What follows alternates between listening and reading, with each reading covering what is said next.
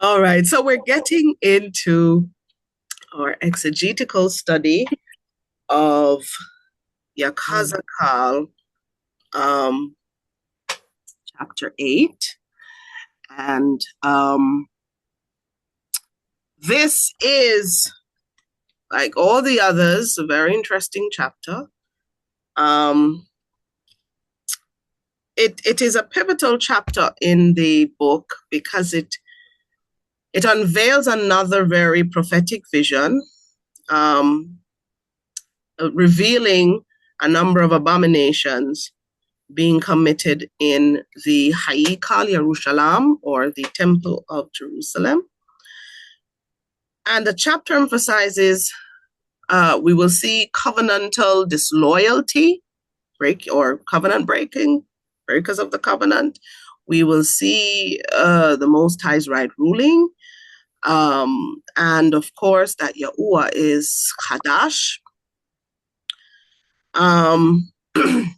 Just a reminder that this is taking place during the Babylonian exile, and Yachazaq'al would have been commissioned as Kahan, or priest, and Nabi, or prophet, even though they were not near the Haikal, or the temple. Yahuwah still commissioned him as Kahan. Tells us that Yahuwah is not confined to the temple or to the building, but his presence, his power is expansive and will reach us wherever we are, even in the scattering. And so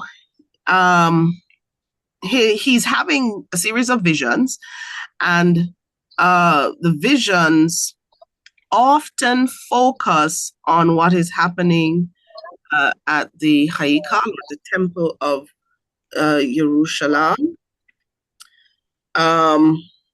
This chapter will reveal why right ruling has fallen specifically on Yehudah, or the reign of Yehudah, which is, of course, the southern reign. And the reign of Yehudah consists of two tribes, the tribe of Yehudah and the tribe of Benjamin. Of course, we would see that there are some Kahanim, or priests, who would have been scattered across both reigns. So those are also present, but we're getting into the study. Are you able to see the screen? On. Okay. Tuda. So Yachazaq'al is a powerful chapter, as we indicated, where Nabi Yachazaq'al is given a vision of the abominations being committed in the dedicated place in Ba'ith Yahuwah, or the house of Yahuwah. And it serves as a profound critique of idolatry. Yahuwah is against that, because, of course, we know, or we all ought to know, that idolatry is like committing adultery against the Most High Yahuwah. So it critiques idolatry and spiritual corruption, emphasizing the consequences of forsaking Yahuwah, the covenant that we have with Yahuwah, the agreement with Yahuwah, or our Barith Katuba, or covenant in writing. We'll attempt to explore the chapter through Hebraic lens, and we always emphasize that because we do not want persons to be of the view that we are taking any Extian interpretation of scripture or the lens of various translators such as KJV, etc. We do not use those to look at scripture. We look at it through Hebraic lens because that is how it was written, focusing on the historical context, cultural and theological significance of the chapter. A little background. So Hebraic context and themes. The text appears or starts in the 6th year, in the 6th month, and Yachazaq'al is transported in a vision to Jerusalem, or Yerushalayim as some know it, where he sees the splendor or the honor or the wondrous presence of Yahuwah by the north gate of the inner court. And before I continue the background, let me ask someone to read verses 1 to 4.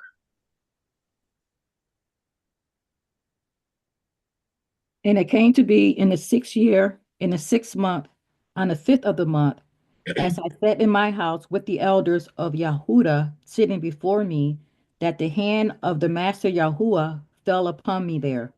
And I looked and saw a likeness like the appearance of fire from his waist, and downward the appearance was like fire, and from his waist and upward the appearance of brightness like glowing metal. And he stretched out the form of a hand and took me by a lock of my hair. And the Ruach lifted me up between the Arats and the Shamayim and brought me in visions of Elohim to Jerusalem, to the door of the north gate of the inner court, where the seat of the image of jealousy was, which causes jealousy. And see, the esteem of the Elohim of Yisrael was there, like the vision that I saw in the plain. So through Hebraic perspective, so a lot coming out there. We're seeing descriptions of course, different. There's just a whole lot going in those 4 verses. We're going to see a whole lot more going on throughout this entire chapter, but we're seeing where timestamp has been given. And so this is said to be the 6th year in the 6th month, on the 5th of the month, very specific. We recognize that with visions, timestamps are given. Do you observe that? So we are already being told this is a separate vision from what would have been expounded upon before. So this is a new vision, a fresh vision that he is receiving, and we're told when he has received it. Observe that by this time his hair has regrown. Because we remember in a previous chapter that he was told to shave his head and his beard, divide the hairs, etc. But now we're seeing in the vision where he was taken by a lock of his hair and lifted and so and so. But a lot is happening here. We're seeing where the chapter has already specified that the Zakanim, or elders of Yahudah, are involved in this vision. So leadership is involved in this vision. And we are told that the hand of Yahuwah fell upon him. Anytime we hear of the hand of Yahuwah falling upon him or being upon him, it usually symbolizes or represents the authority of Yahuwah behind him, the protection of Yahuwah, Yahuwah guarding him, Yahuwah guiding him. And so he was not doing things, saying things, seeing things on his own, but he was guided by Yahuwah. So the splendor of Yahuwah, or what some call the esteem or the honor of Yahuwah, his presence, this is central to Yachazaq'al's theology, representing Yahuwah's manifest presence among his people. And anywhere the presence of the Most High was, sometimes we hear it being used interchangeably with his face. So we may hear of the presence of Yahuwah, the face of Yahuwah, the power of Yahuwah, but all of that comes with him being present. But let's look at Shemot 40, verses 34 to 35. Let's ask someone to read that for us. The cloud covered the tent of appointment. The kabod of Yahuwah filled the mashkan. Moshe was not able to come into the tent of appointment because the cloud dwelt on it. The kabod of Yahuwah filled the mashkan. Tuda. So we're seeing the kabod, the presence, the splendor. It was bright, it was powerful, and no flesh could stand proudly in that in the presence of the Most High, but must be humbled. And so the presence at the north gate highlights the gravity of the abominations occurring nearby. So the presence wasn't necessarily in the Haikal or in the temple, but at the north gate. So something was happening. The vision occurs, as we indicated, in the historical context, as I elaborated earlier, during Babylonian exile, while the elite or the leadership or those who were supposed to know better of Yehuda were in exile. Many remaining in Jerusalem were engaging in syncretistic worship. What does this mean? They were combining the Torah, practices of Torah, with pagan rituals. Much of what is happening now, where a lot of religious figures are mixing the truth of Yahuwah's word with pagan practices. Pretty much sounds like how Christianity was formed at the Council of Nicaea, bringing aspects of scripture with different nations' pagan practices and combining it into one big ball of confusion. And of course, unfortunately, a lot of our people, including ourselves once, have fallen prey to that system. So we see where the vision has started.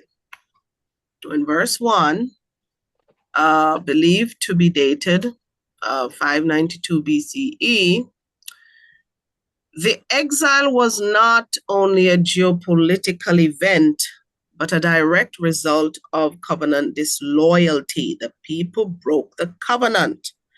Our ancestors broke the agreement and went after other nations, mighty ones, other practices. Let's cross-reference Hadabarim 28, verses 36 to 37. Someone read that for us, please.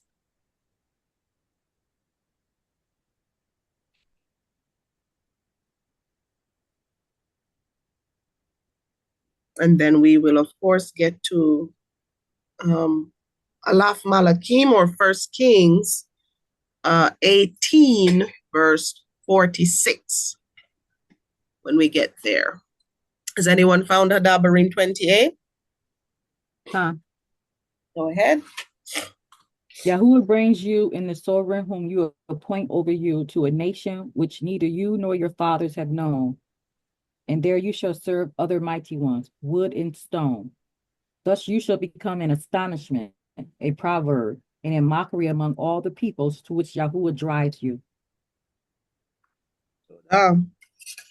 So already we're seeing that, and this is why some persons don't even consider what we say when we're talking about Torah.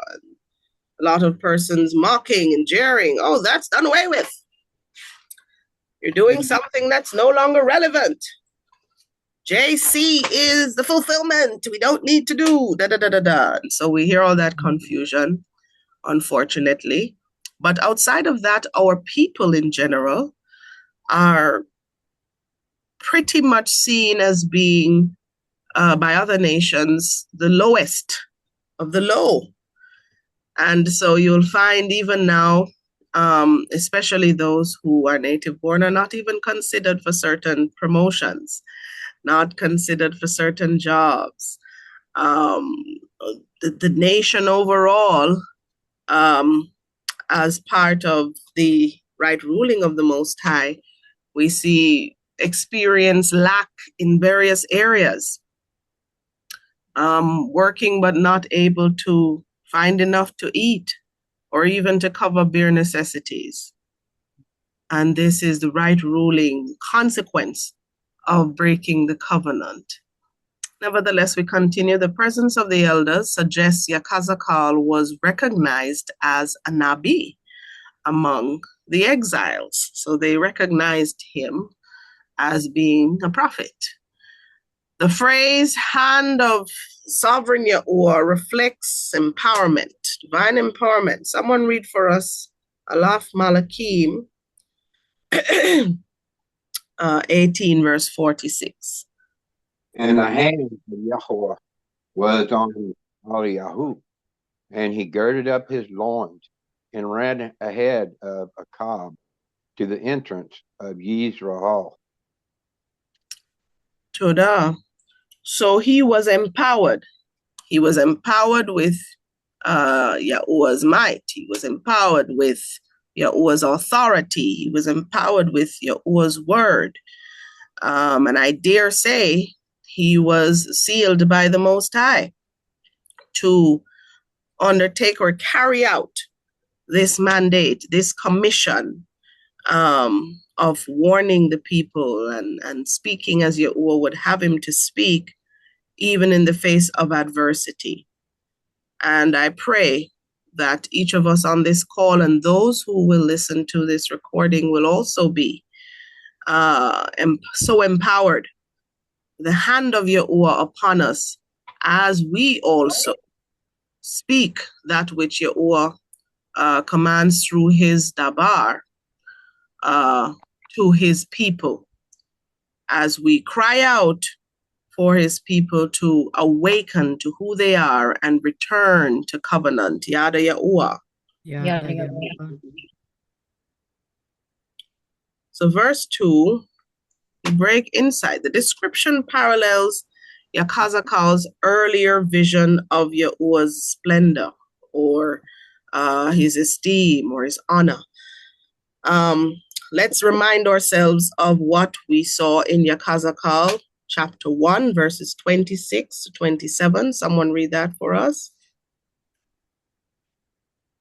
Well, above the expanse over their heads was the likeness of a throne, in appearance like a sapphire stone. And on the likeness of the throne was a likeness as the appearance of a man high above it. And from the appearance of his waist, upward, I saw what looked like glowing metal with the appearance of fire all around within it. From the appearance of his waist downward, I saw what looked like fire, brightness all around. Todah. So the fire represents divine separation unto Yahuwah and right ruling. Let's get into Hadabarim 4, verse 24. Someone read that for us. For Yahuwah your Elohim is a consuming fire, a jealous awe. Todah. In fact, we're going to see how the word that is used there, for jealous, may communicate something different, actually, but let's move on. While the glowing metal, so the fire represents separation unto Yahuwah. The glowing metal symbolizes purity and being refined.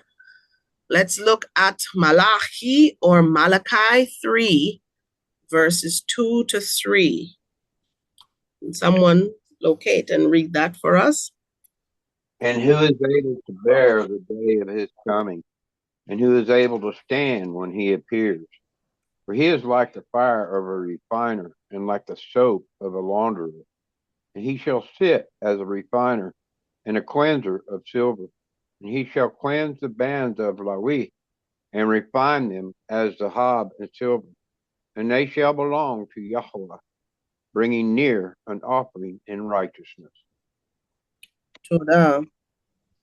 So we see here the representations of the vision. Remember, he's still in a vision, and everything in the vision has a meaning.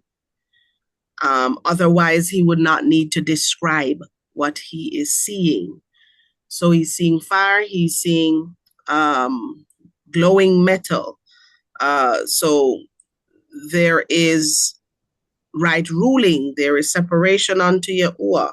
Fire separates us. Whenever we go through the fire as gold, it separates the impurities from what is really valued and makes us pure gold. And gold, of course, represents that process. Silver, likewise, separating the dross. So we heard of the refiner. So, of course, we're seeing where something is about to happen because fire and refining needs to take place in the nation, specifically the reign of Yahudah, because Yahuwah will not mix with idolatry.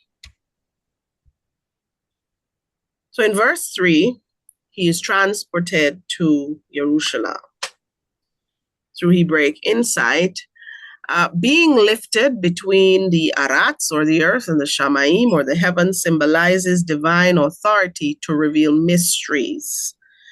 So he's lifted in between those two places, which means he's somewhere mid-air in the vision. So he's able to see what is happening on the land. And of course, the shamaim, or the vault, is above him. Let's read Daniel 10, verses 5 to 6. Someone may read that for us. Then I lifted my eyes and looked and saw a certain man dressed in linen, whose loins were girded with gold of Uphaz, and his body was like beryl, and his face like the appearance of lightning, and his eyes like torches of fire, and his arms and feet like polished bronze in appearance, and the sound of his words like the sound of a crowd. Toda. So we have a little vision of, or a little referencing of Daniel's vision and how it was likened to Yachazaq'al's vision. Kana. Someone please reread verse 3 of Yachazaq'al 8. Based on how it's written in your translation. I believe most persons are either reading the Hallelujah Scriptures or the BYNV. Not sure if there's another version being written, being read, on the call. But go ahead. And he stretched out the form of a hand and took me by a lock of my hair. And the root lifted me up between the Arabs and the Shalmaim, and he brought me in visions of Elohim to Jerusalem, to the door of the north gate of the inner court, where the seat of the image of jealousy was, which causes jealousy. All right, Toda. So the word there being used, where you see jealous or jealousy, is kana. And according to the Brown's Driver Briggs lexicon, this can be interpreted as jealous or zealous, depending on the context. Now, jealous in Hebraic context is not like what we know now, the petty envy of someone else's possessions. Jealousy would refer in Hebraic context to having a passion for what belongs to you already and not seeing that in the hands of anyone else. So in this case, Yahuwah's people being also in covenant marriage with him, he does not want to see us in the arms of another, because that's spiritual adultery. But in earlier contexts, the interpretations would align more to being zealous, speaking of the zeal, or an intense passion for what belongs to one, in this case, to Yahuwah. So when we will see some interpretations saying jealous, it is believed that in the original context, the actual translation would be zealous. But again, according to Brown's River Briggs, hey, I called it correctly. The word kana could be interpreted as both jealous or zealous. So the idol here provokes the zeal, the intense passion of the Most High.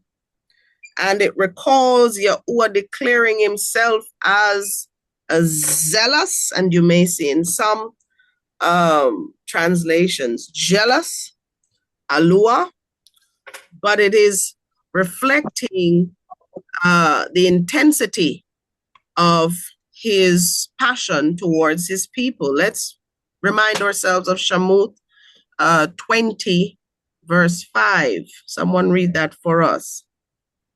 You do not bow down to them nor serve them, for I, Yahuwah, your Elohim, am a Kana'al, visiting the Aun of the Abib on the children to their third and fourth generations of those who hate me. Todah. So we hear there the passion of the Most High Yahuwah coming out, ownership of his people. There's a deep protection. He's very possessive, very protective, as he ought to be. So there's a protective passion to guard something that rightly belongs to them. And in this case, we belong to Yahuwah. So he expects covenant loyalty. Now, in as we said, in now, the terms now speak of a negative connotation. So now the word jealous is used in contexts that speak of envy and rivalry or destructive sort of emotions. But the original meaning of this was not so. Nevertheless, earlier interpretations suggest that the word zealous was the likely word used, as zeal reflects Yahuwah's unwavering determination towards his people. It's a fervent type of love. It's a hot love. It's, if that's making sense. Let's break a little to look at some verses not listed here. Yashayahu, let me find that. 9 verse 7. Yashayahu or Isaiah 9 verse 7. Want someone to find that. And someone else could find Zechariah or Zechariah 8 verse 2.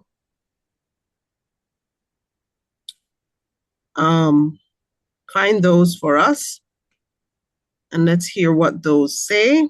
So that's Yashayahu 9 verse 7 and Zechariah 8 verse 2.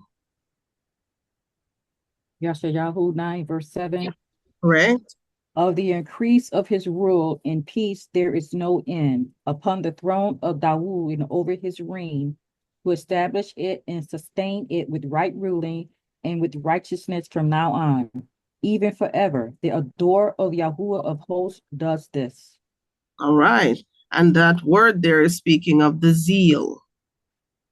The zeal. So Yahuwah's fervency, his determination, his commitment to uphold the covenant. Let's hear Zechariah 8:2. Thus said Yahweh of hosts, I shall be jealous for Sion with great jealousy, with great wrath. I shall be jealous for her. Toda. So we're seeing here where the zeal and we're hearing jealousy by interpretation coming out are intertwined, signifying Yahuwah's fervent love, which is in opposition to the jealousy of human beings now applied.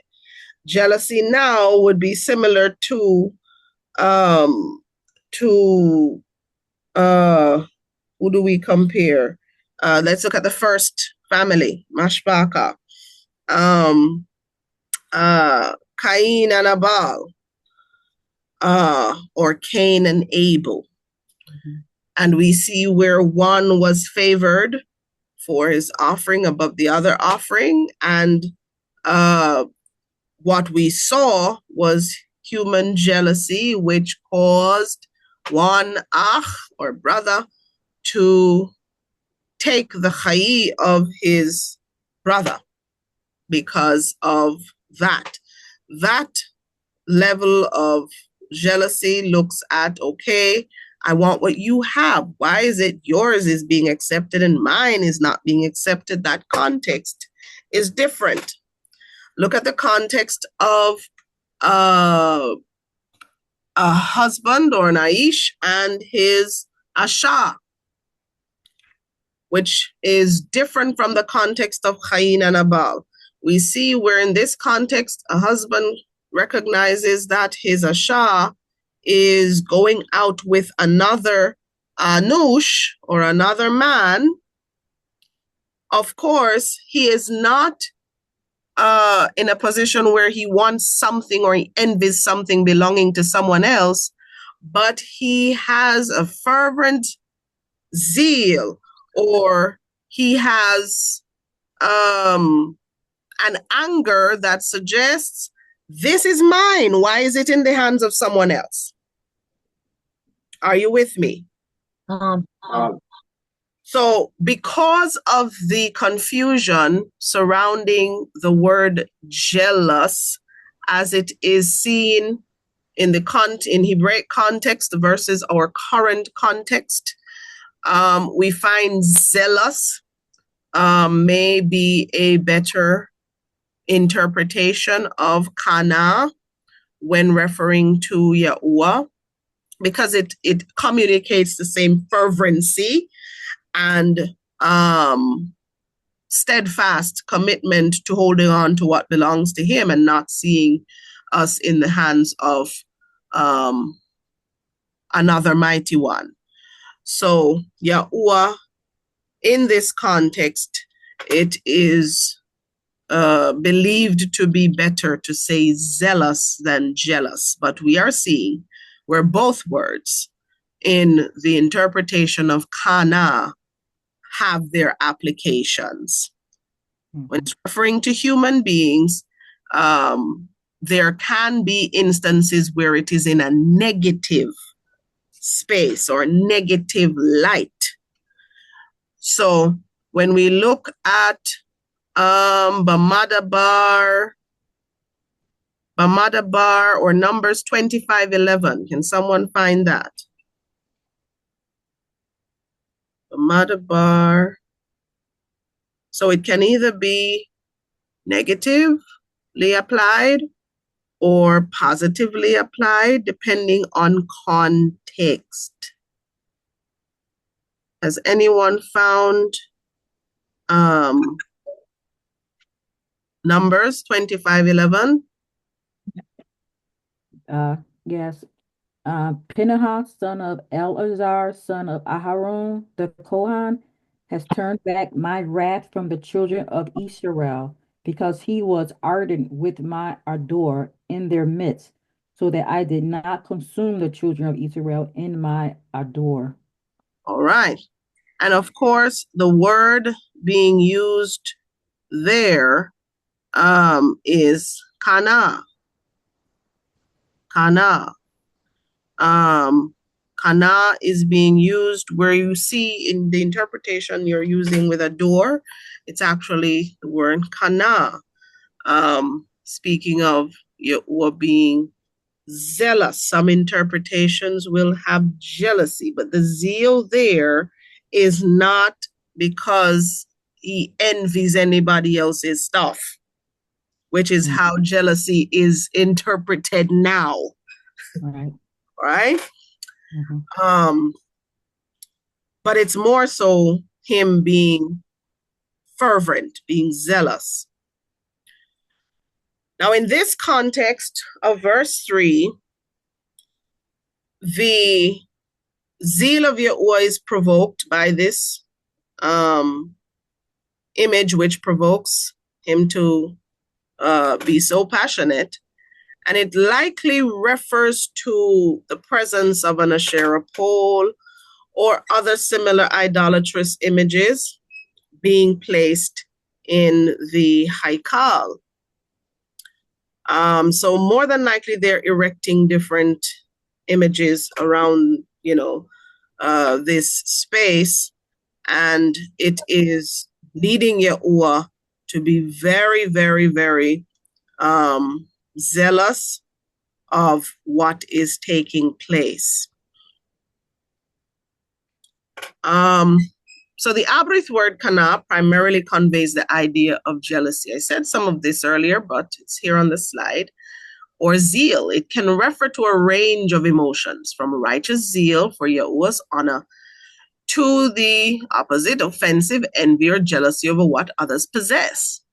In the context of Yahuwah's character, it often describes his passionate commitment to his people and his intolerance of idolatry. So it's not the offensive envy or jealousy over others' possessions.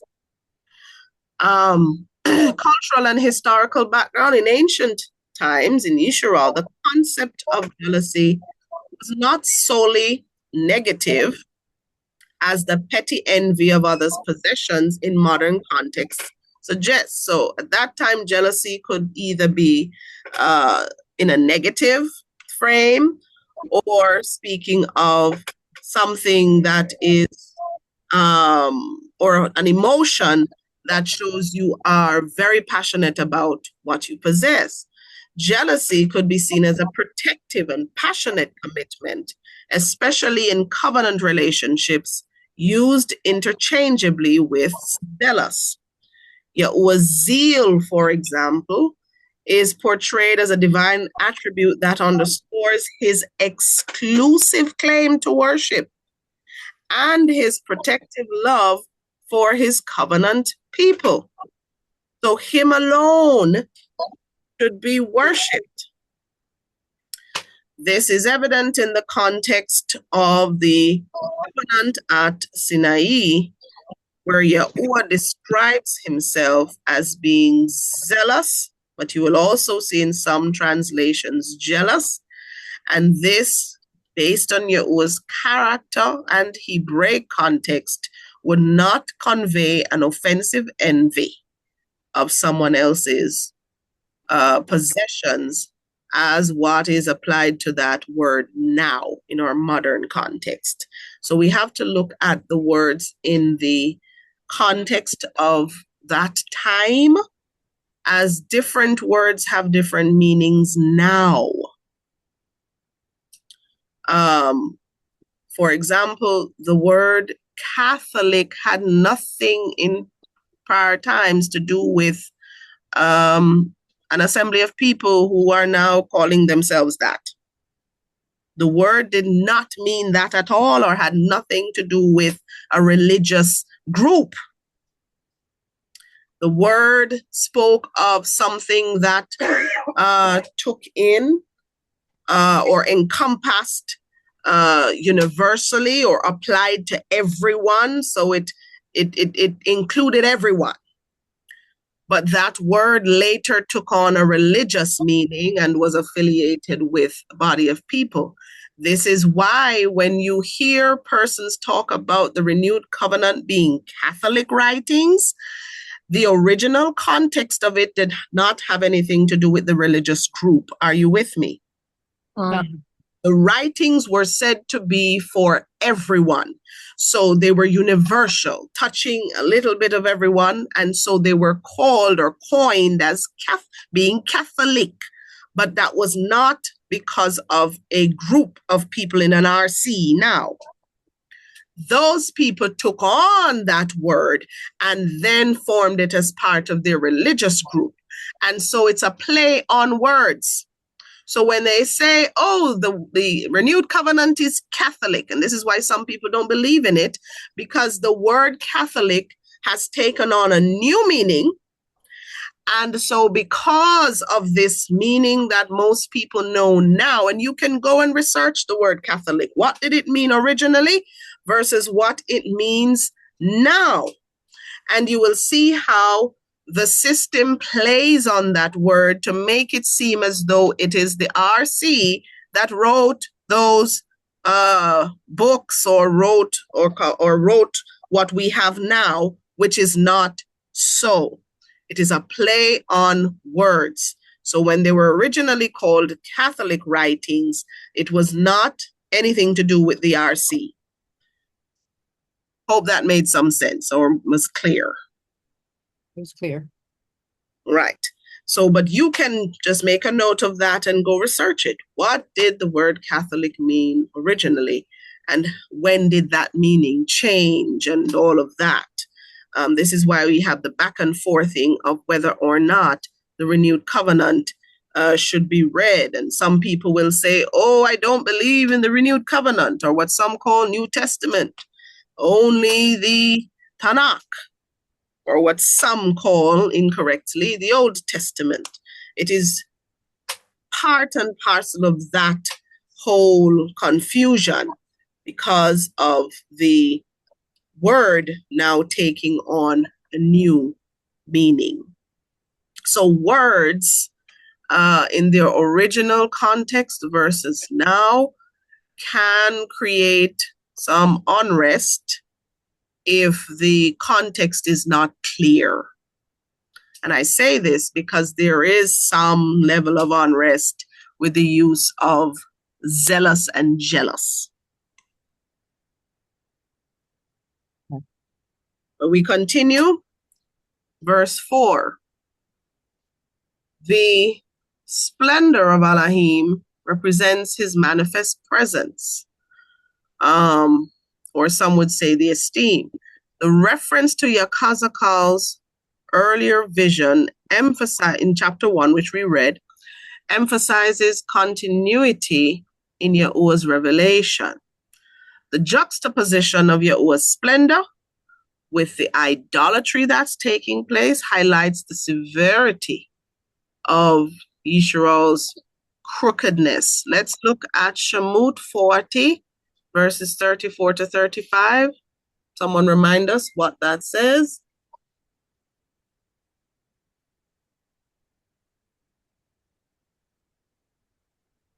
And the cloud covered the tent of appointment, and the esteem of Yahuwah filled the Mishkan.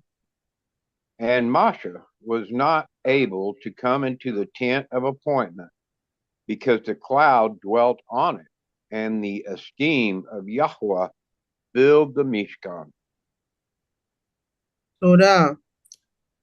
So we see here when it wasn't the norm for you to simply do what you like in the presence of the Most High.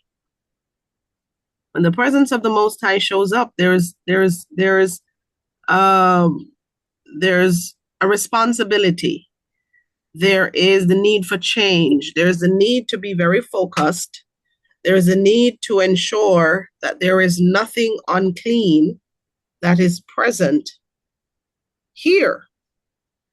But the fact that idolatry is so close to where the presence of the Most High dwells shows how brazen our ancestors got. Mm-hmm. Because if Masha could not even go in because of the presence of the Most High, and yet our people brought the worst of things in the same space as the Most High, shows you the severity of their crookedness. So we talk about juxtaposition. For those who are saying juxtaposition, what's that? So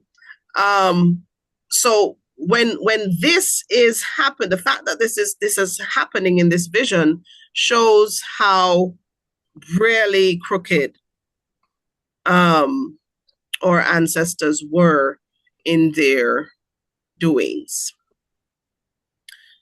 Let me ask someone to read for us verses 5 to 16 as we move into the next part of this chapter.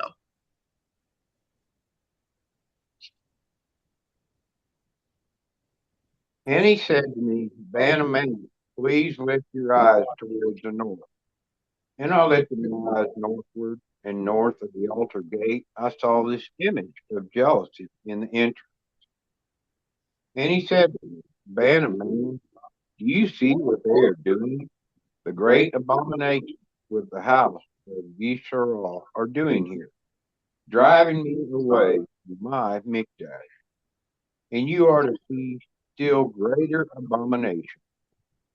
Then he brought me to the door of the court, and I looked and saw a hole in the wall. And he said to me, "Man of man, please dig into the wall." And when I dug into the wall, I saw a door. And he said to me, "Go in and see the evil abominations which they are doing there." And I went in and looked and saw all kinds of creeping creatures, abominable beasts, and all the idols of the house of Yisrael, carved all around on the walls. And facing them stood 70 men of the elders of the house of Yisrael. And in their midst stood Yakhazaq'al, ban of Shaphan. Each one had a censer in his hand, and a thick cloud of incense went up. And he said to me, "Man of man, have you seen what the elders of the house of Yisrael are doing in the dark, each one in the room of his idols? For they say, Yahweh does not see us. Yahweh has forsaken the land." And he said to me, "You are to see still greater abominations which they are doing." And he brought me to the door of the north gate of the house of Yahweh. And I saw a woman sitting there, weeping for Tammuz. Then he said to me, "Have you seen this, O man of man? You are to see still greater abominations than these." And he brought me into the inner court of the house of Yahweh. And there at the door of the Hekal of Yahweh, between the porch and the altar, were about 25 men with their backs toward the Hekal of Yahweh and their faces toward the east.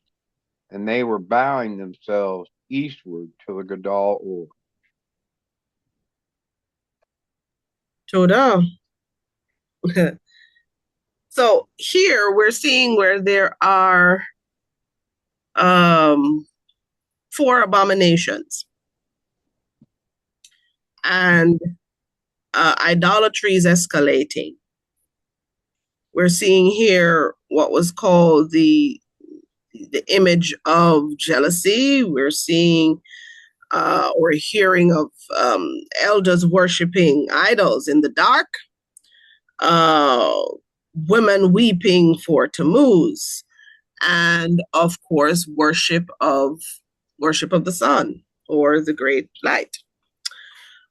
And of course, these are occurring within the Haikal or within the temple.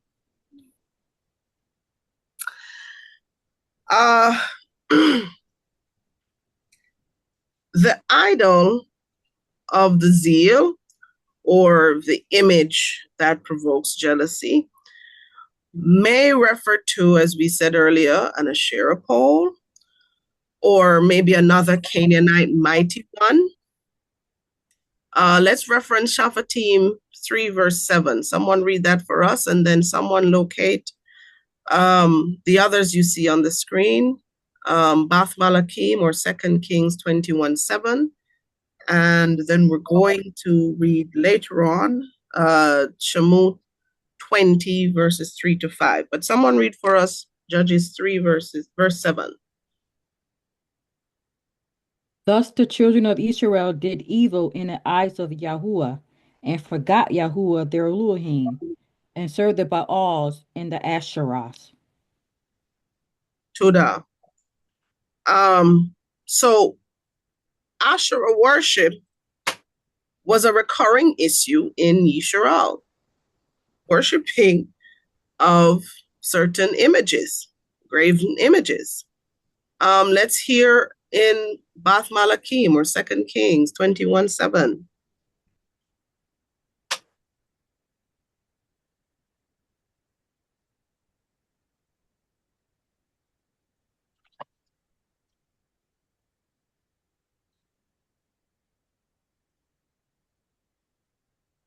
Anyone found it? And he placed a carved image of Asherah that he had made in the house of which Yahuwah had said to Dawood and to Shelemah his son, in this house and in Jerusalem, which I have chosen out of all the tribes of Israel, I put my name forever. Tuda. So it was a recurring issue. A recurring issue. Let me pause to say this before we look at Shemot 20.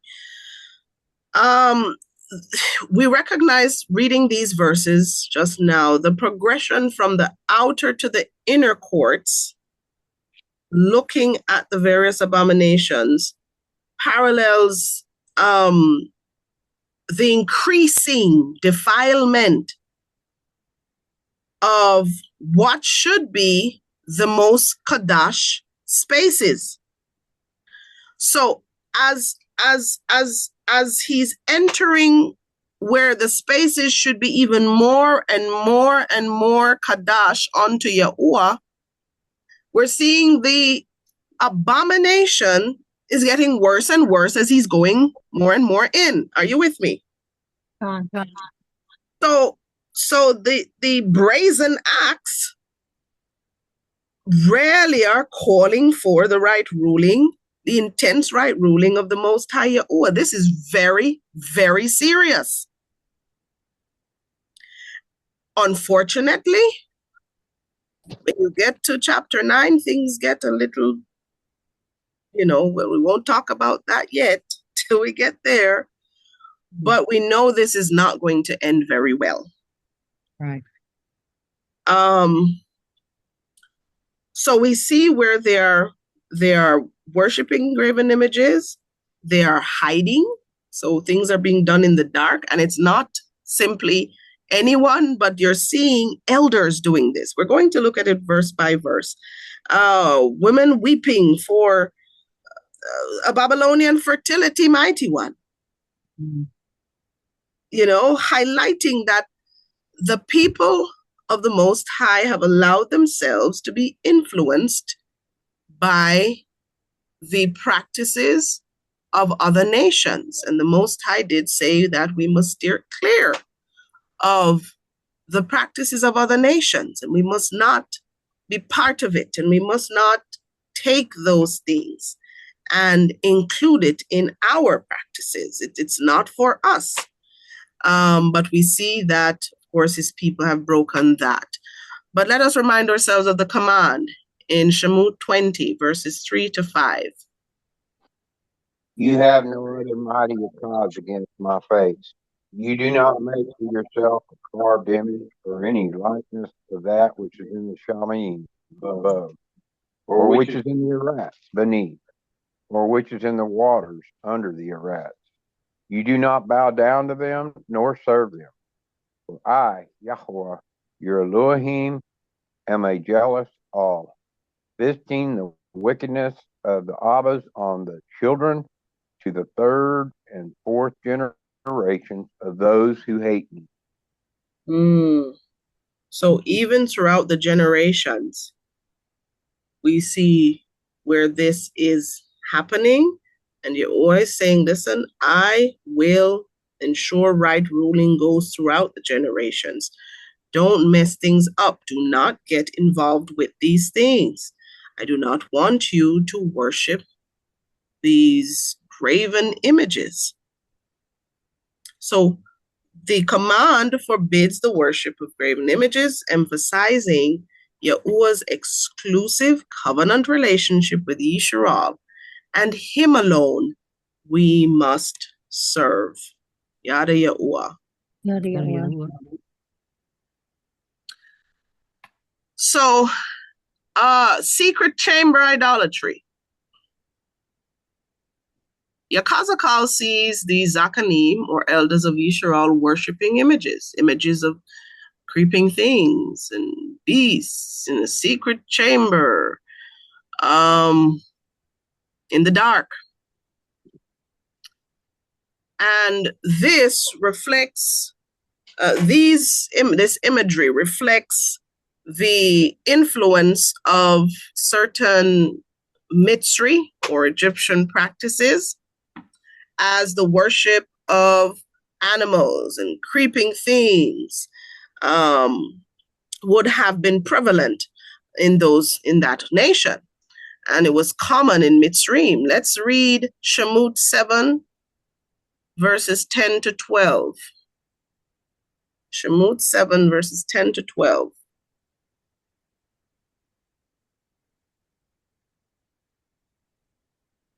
So Moshe and Aharon went in to Pharaoh, and they did so as Yahuwah commanded. And Aharon threw his rod before Pharaoh and before his servants, and it became a serpent. But Pharaoh also called the wise men and the practicers of witchcraft, and they, the magicians of Mitzrayim, also did so with their magic. And they, each one, threw down his rod, and they became serpents. But the rod of Aharon swallowed up their rods. Now, there is controversy over what the rod really became, but the emphasis of this lesson is to show that they were used to creeping things and other animals, especially reptiles and birds, or certain birds and so on,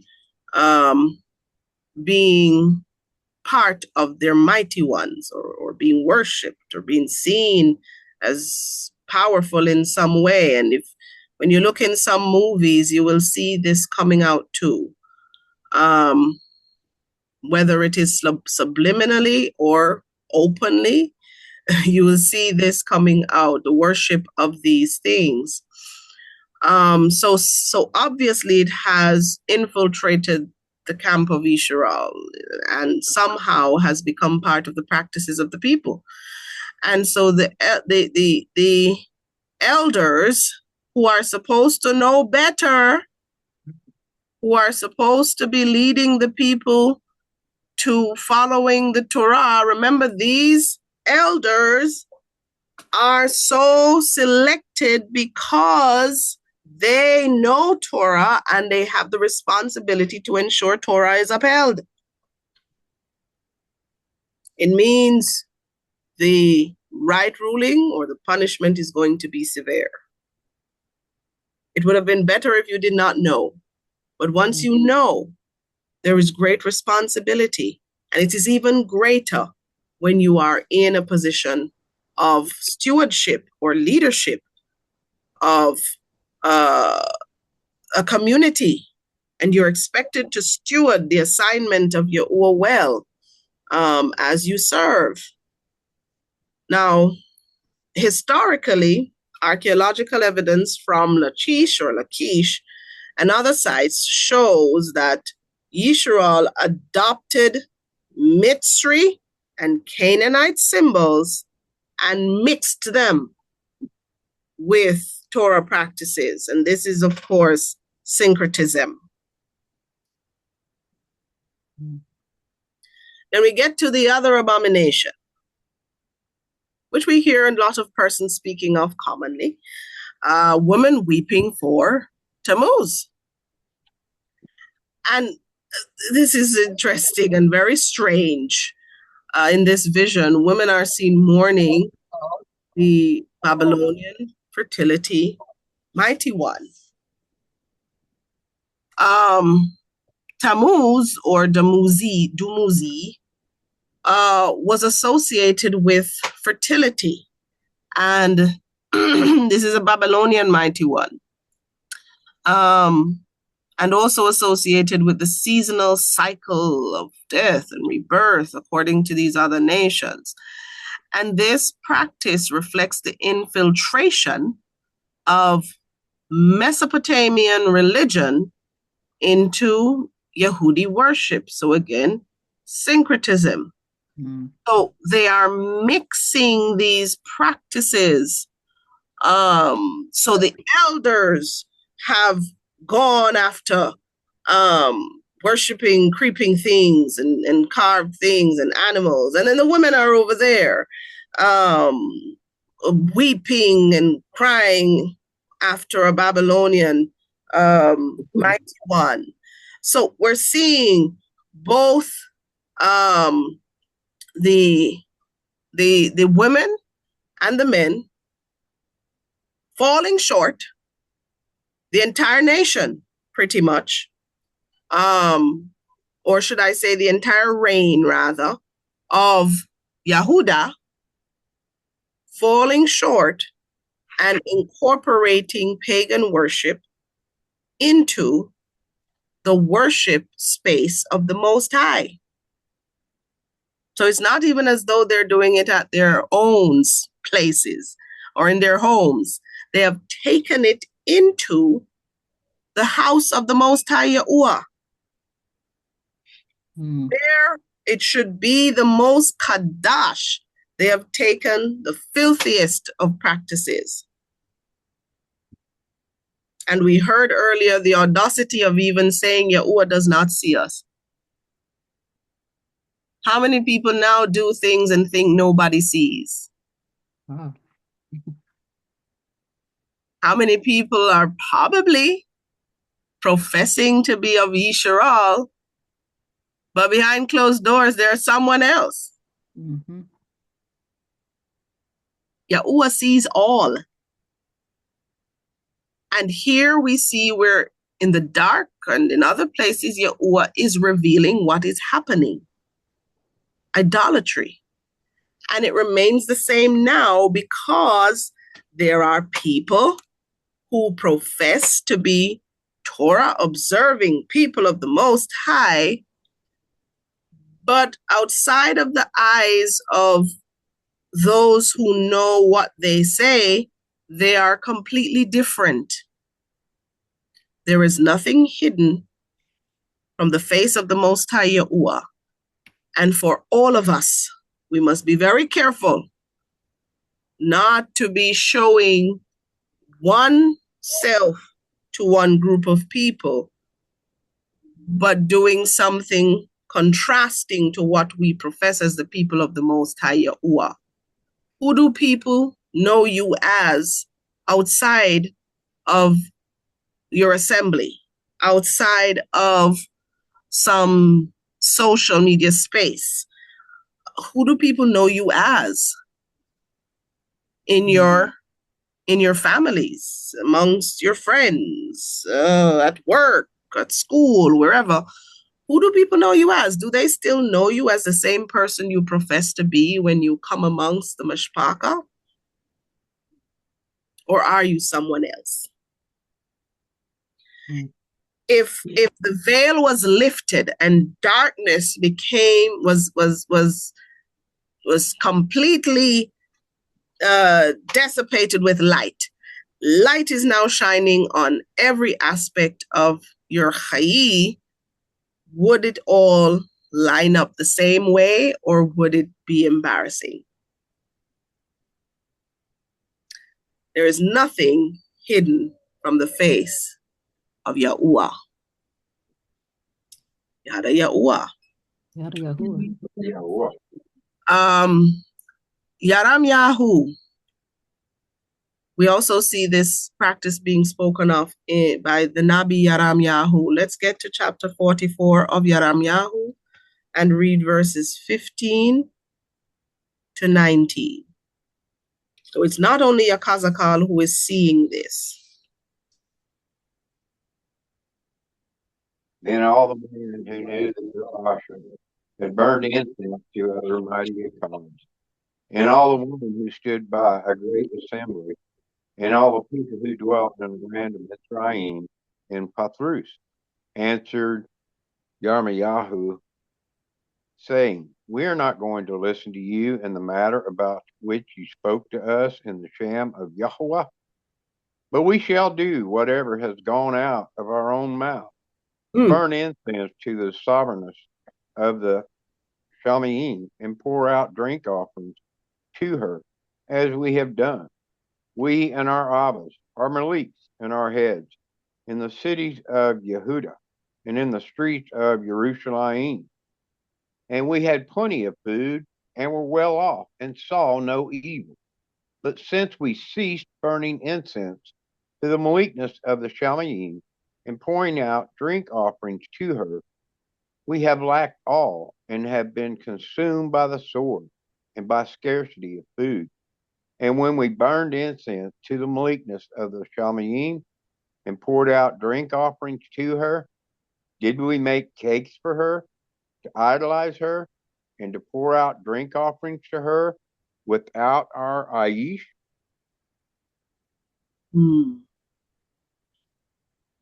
So there's a lot of Torah. There's a lot of these pagan rituals that were adopted by our people, heavily contrasting what is instructed by the Most High Yahuwah.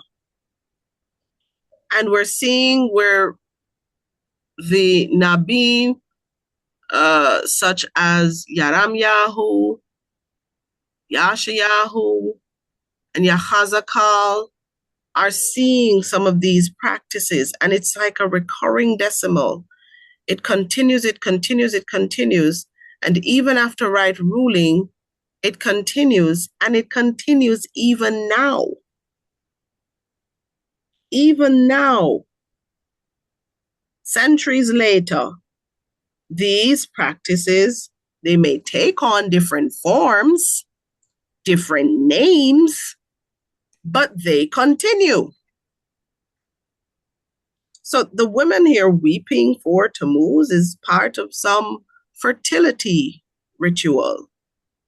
In those times, this idolatrous practice was believed to bring about some sort of resurrection of this mighty one, and it was somehow tied in with agricultural cycles.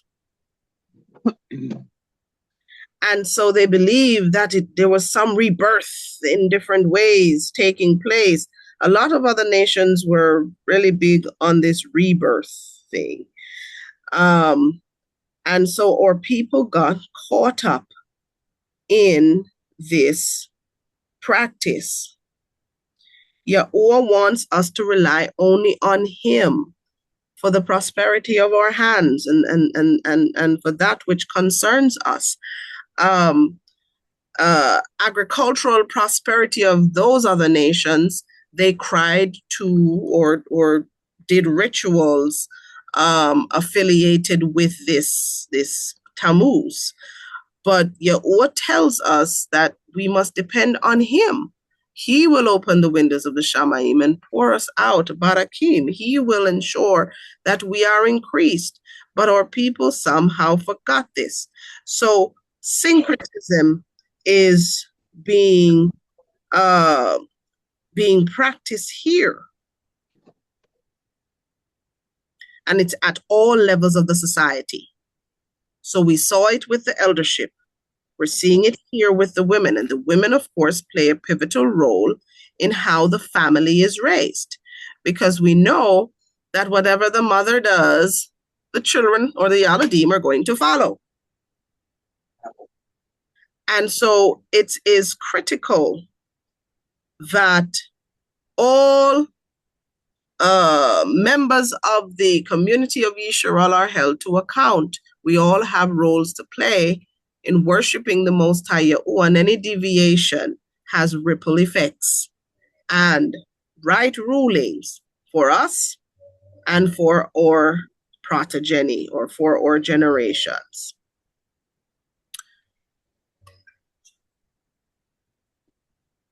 So as he continues, so he saw worship of carved images.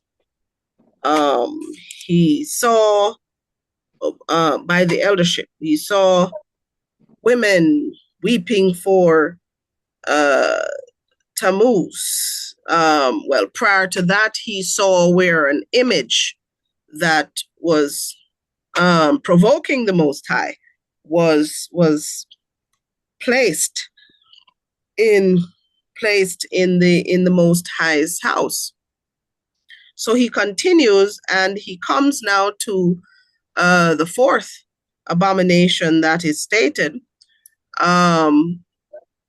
which involves Kahanim turning their backs to the place of worship for the Most High and deciding instead to indulge themselves in what is referred to as sun worship, or worship of the greater light. So Yahudi are seen bowing to this light, and this is linked to Mesopotamian and Egyptian sort of practices, as we attempted to illustrate here, which directly violated Torah. Let's read Hadabarim 4:19. Lest you lift up your eyes to the Shamayim, and shall see the sun and the moon and the stars, all the hosts of the Shamayim, and you be drawn away into bowing down to them and serving them, which Yahuwah your Elohim has allotted to all the peoples under all the Shamayim. Todah. So Yahuwah has appointed these lights to carry out certain tasks, specifically where time and seasons are concerned, but they are not there to be worshipped because they are not doing anything on their own. They were appointed by Yahuwah. They were created by Yahuwah. They were commissioned by Yahuwah. They also have a Torah. And if you read through Hanuk or Enoch, you will also see where whenever one transgressed the instruction given to it, as when it should come out or when it should go in, it was cast down. But these were also under the authority of Yahuwah, which means we don't worship them. They have no power by themselves. Yet we see our ancestors engaging in this practice, in this vision of worshiping. And unknowingly and knowingly, there are persons even now who worship these lights. There are people who have moon worship and sun worship, and some do, I don't even know the name of it. There's this thing where they use the stars to determine your future or something like that. There's a name for it. What was that? Horoscopes. Horoscope. Thank you. God, that's the name. So there are persons who look to these bodies, these lights, or what are known as celestial bodies, to determine what will happen to them, to predict future, or to cast spells. Do you know people use these lights to cast spells? Yeah. and using cycles of the moon or positions of the great light or the sun and positions of stars. And there are people who do that now. And unfortunately, there's some who claim to believe in scripture who even go to these people and consult with them to know what their future holds. I know of someone who told me that, they went to someone of this nature to predict or tell them whether they would get married. I said, I hope you reject that, because I don't even know why you went there. Nobody can tell you what your future holds. They didn't create. Right. Of course, it's not someone Yisrael, but, to show you there are people who are engaging in these things. And out of desperation and impatience. Okay, the truth is, a lot of our people are not patient enough to wait for Yahuwah to respond or to intervene in matters. And so they take it upon themselves. When Achi read the scripture from Yahu, you heard the people. Oh, well, you can do what you want to do, but we're going to still do what we want to do. We're going to give our sacrifices, burn our incense, do what we want to do. And it's all about what every man wants to do. And in this chapter, we see where even with the eldership, you saw where each of them, according to the chapter, was in his own chamber with his own mighty one. Do we see that? So everyone is doing their own thing in the place where the presence of the Most High ought to be dwelling. This is not going to end well. Right. And if you read ahead to chapter 9, you will see where it gets very messy. So, cultural insight. Assyrian and Babylonian religions venerated the great light or the sun, calling it Shamash, whose imagery was influenced by neighboring regions. So we see where the influence of the other nations' practices has infiltrated the reign of Yehuda, verse by verse. So the north gate was significant as the main entrance of the temple, making the placement of this carved image especially offensive. So you're placing it at the entrance.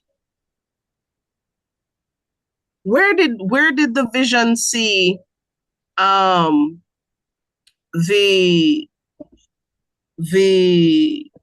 presence of the Most High? Where did he see it? With the fire from the waist down and the pure metal from going upwards. Where did he see it? According to the chapter.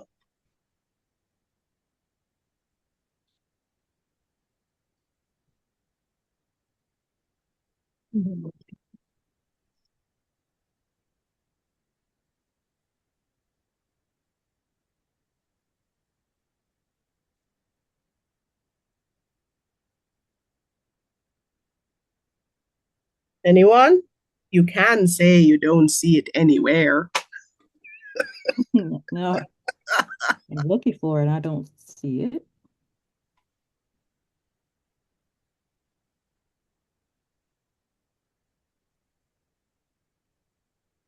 Did you see the presence of the Most High near it?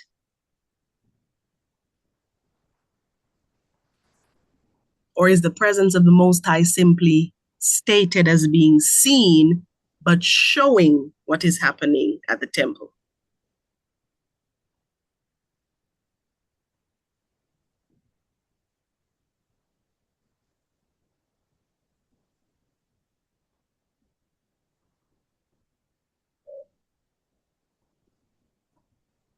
I get everybody reading again, reading through the verses again, running through. I'll wait. It said the esteem of Elohim of Yeshua was there. Where? like the vision that I saw in the plain. Where are you reading? If they help the others too. 4, verse 4. You're at verse 4. And it says, And see, the seam of the Elohim of Yisrael was there, like the vision that I saw in the plain. read from verse 3. He took him by the lock of his hair. The Ruach lifted him up between the Arats and the Shamaim and brought him in visions of Alaim to Yerushalayim to the door of the north gate north. of the inner court, Mm-hmm. where the seat of the image of jealousy was, which causes jealousy. Mm-hmm. And see, the seam of the Elohim of Yisrael was there, like the vision that I saw in the plain. So Yahuwah's esteem or Yahuwah's honor, or Yahuwah's kabod, for now at least. Someone is saying something? The north gate of the inner court. Wherever he's entering, he is seeing that the kabod of Yahuwah is there. But remember, we talk about juxtaposition. Mm. But you're also seeing the seat of an idol that has been positioned. So upon entering at the gate of the temple, where Yahuwah's presence is supposed to be welcoming all, there's an idol that has also been placed there. Mm. Remind us of what 2 Kings or Bath Malachim 16:14 says. For the bronze altar that was before Yahweh, he brought from the front of the house, from between the new altar with the house of Yahweh, who placed it on the north side of the altar. So we're seeing there the altar which was before Yahuwah is being placed there. Mm. The idol's presence profanes the Kadash place, which was dedicated to Yahuwah. And this has violated the very first command or instruction. You do not place other mighty ones before my face. Right. And the very first thing in the vision is something that is an act that breaks the first instruction. The next thing he sees breaks the next instruction. Don't make any carved images and bow to them. He sees that next. Are we seeing that progression? Huh. The third thing he sees is what? Something else profaning his name. The women are bound to Tammuz, the name Tammuz, rather than to Yahuwah. Weeping and bowing down. Finally, we see worship of the sun, similar to what is happening now, where the worship yom has been changed, breaking the fourth command, the Shabbat. Are we seeing the connection? So we see the first 4 of the 10 words being broken. If we look at our current context, we're seeing where persons have in that Extian religion placed a big old image of someone on some cross, and they have caused thousands and millions to worship this thing, and placed their system before the Most High. And so people depend on this system of the RC rather than the Most High Yahuwah. Secondly, they go to these images that have been placed all over these different so-called temples. Thirdly, they profane the name of Yahuwah and his son, Yahushua HaMashiach, and replace those names. with G-O-D and Lord and J-C and all of that. And they change the worship of the Most High from the Shabbat, First day. Sunday. Yom, on the first Yom, when they have the sun worship. Are we seeing that? Con. So all together, they have really shown that they have completely severed their relationship with the love for Yahuwah. Remember, the 10 words, the first 4 show us how to love Yahuwah. If we violate them, it means we no longer love Yahuwah. Right. We rejected him and rejected his instructions. This is what is being shown here in this vision, where we're seeing in that particular context the people of the reign of Yehuda engaging in these 4 abominations that violate the instructions of the Most High Yahuwah, the Torah of the Most High Yahuwah, and they're doing it in the very place where Yahuwah himself, by his presence, by his kabod, should be dwelling. So they don't even take it elsewhere. They have it in the very place where he should be, where his presence should be dwelling.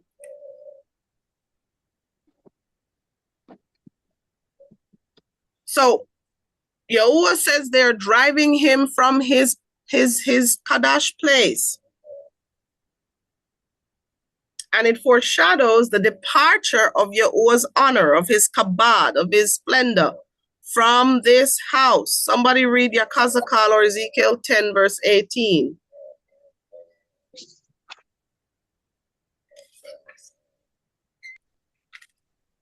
Well, the kabod of Yahweh went from the threshold of the house, it was stood over the cherubim. So the kabod of Yahuwah is about to leave this place because it will not mix with these filthy idols. Right. Yahuwah's presence is conditional on covenant loyalty. So if we break the covenant and we introduce other pagan practices, and we introduce, and I'm very deliberate about what I'm about to say, we introduce other pagan practices, we introduce pagan names, we participate in syncretism under Christianity, and it is brought under a building that they now call a church. Why is the presence of Yahuwah going to dwell there? Right. So a lot of people don't even realize that the presence of the Most High is not where they are. Where the presence of the Most High is, there has to be prosperity. Wonderful things happen. A lot of these assemblies have gone into spaces or communities, and the communities have not gotten any better with a lot of these places' presence. I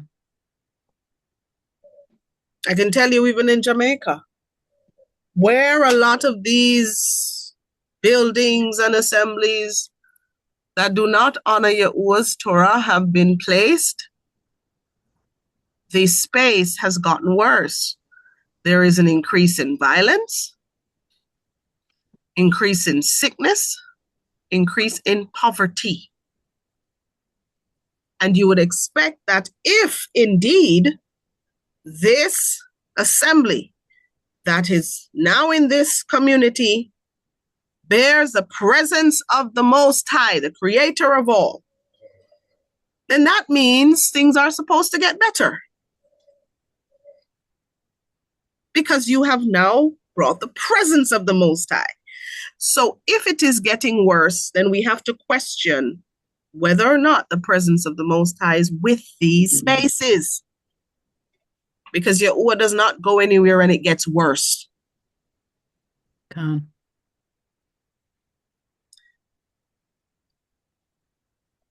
Can someone read for us Hadabarim 31 verses 16 to 17? And Yahuwah said to Moshe, see, you are about to sleep with your fathers, and this people shall rise in horror after the mighty ones of the strangers of the land into the midst of which they shall enter, and forsake me, and break my covenant which I have made with them. Then my displeasure shall burn against them in that Yom, and I shall forsake them, and hide my face from them, and they shall be consumed. And many evils and distresses shall come upon them. And it shall be said in that Yom, is it not because our Elohim is not in our midst that these evils have come upon us? Todah. So Yahuwah already foretold that these practices were going to happen because nothing catches him by surprise. He knows all things, even before it happens. I don't know, but from my end, my microphone is freezing. Am I being heard? Con. Okay. Todah. To check in. All right. So we continue. In verses 7 to 8 that we read, can someone remind us of those verses of chapter 8, verses 7 to 8? Then he brought me to the door of the court, and I looked and saw a hole in the wall. And he said to me, Man of man, please dig into the wall. And when I dug into the wall, I saw a door. Todah. So the act of digging symbolizes uncovering hidden wrongdoings. Digging, or uncovering what is hidden. Remember, as I said earlier, there's nothing hidden in the face of the Most High. He knows what is happening, even in the secret, even behind closed doors. Someone read for us Jeremiah 2, verse 22. Jeremiah 2, verse 22. Although you wash your being with lye and use much soap, yet your own is ingrained before me, declares the Rosh Yahweh. Todah.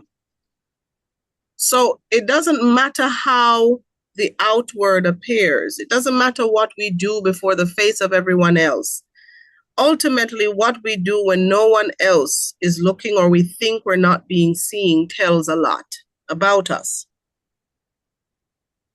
So this imagery reflects the secretive nature of Yisrael's idolatry, hidden from public view but exposed before Yahuwah. Right. So though they thought Yahuwah does not see us, he has forsaken the Arats. They thought he was not seeing. Now, the hole in the wall represents hidden or secret wrongs that are concealed from public view, but known to Yahuwah. This is a profound symbol of hypocrisy of the leadership of Yachazaq'al, who outwardly maintain a facade of piety, but they engage in idolatry secretly. There are things they are doing that are not right. There are still some people, even now, who claim to be elders of Yisrael, and they're engaging in pagan festivities.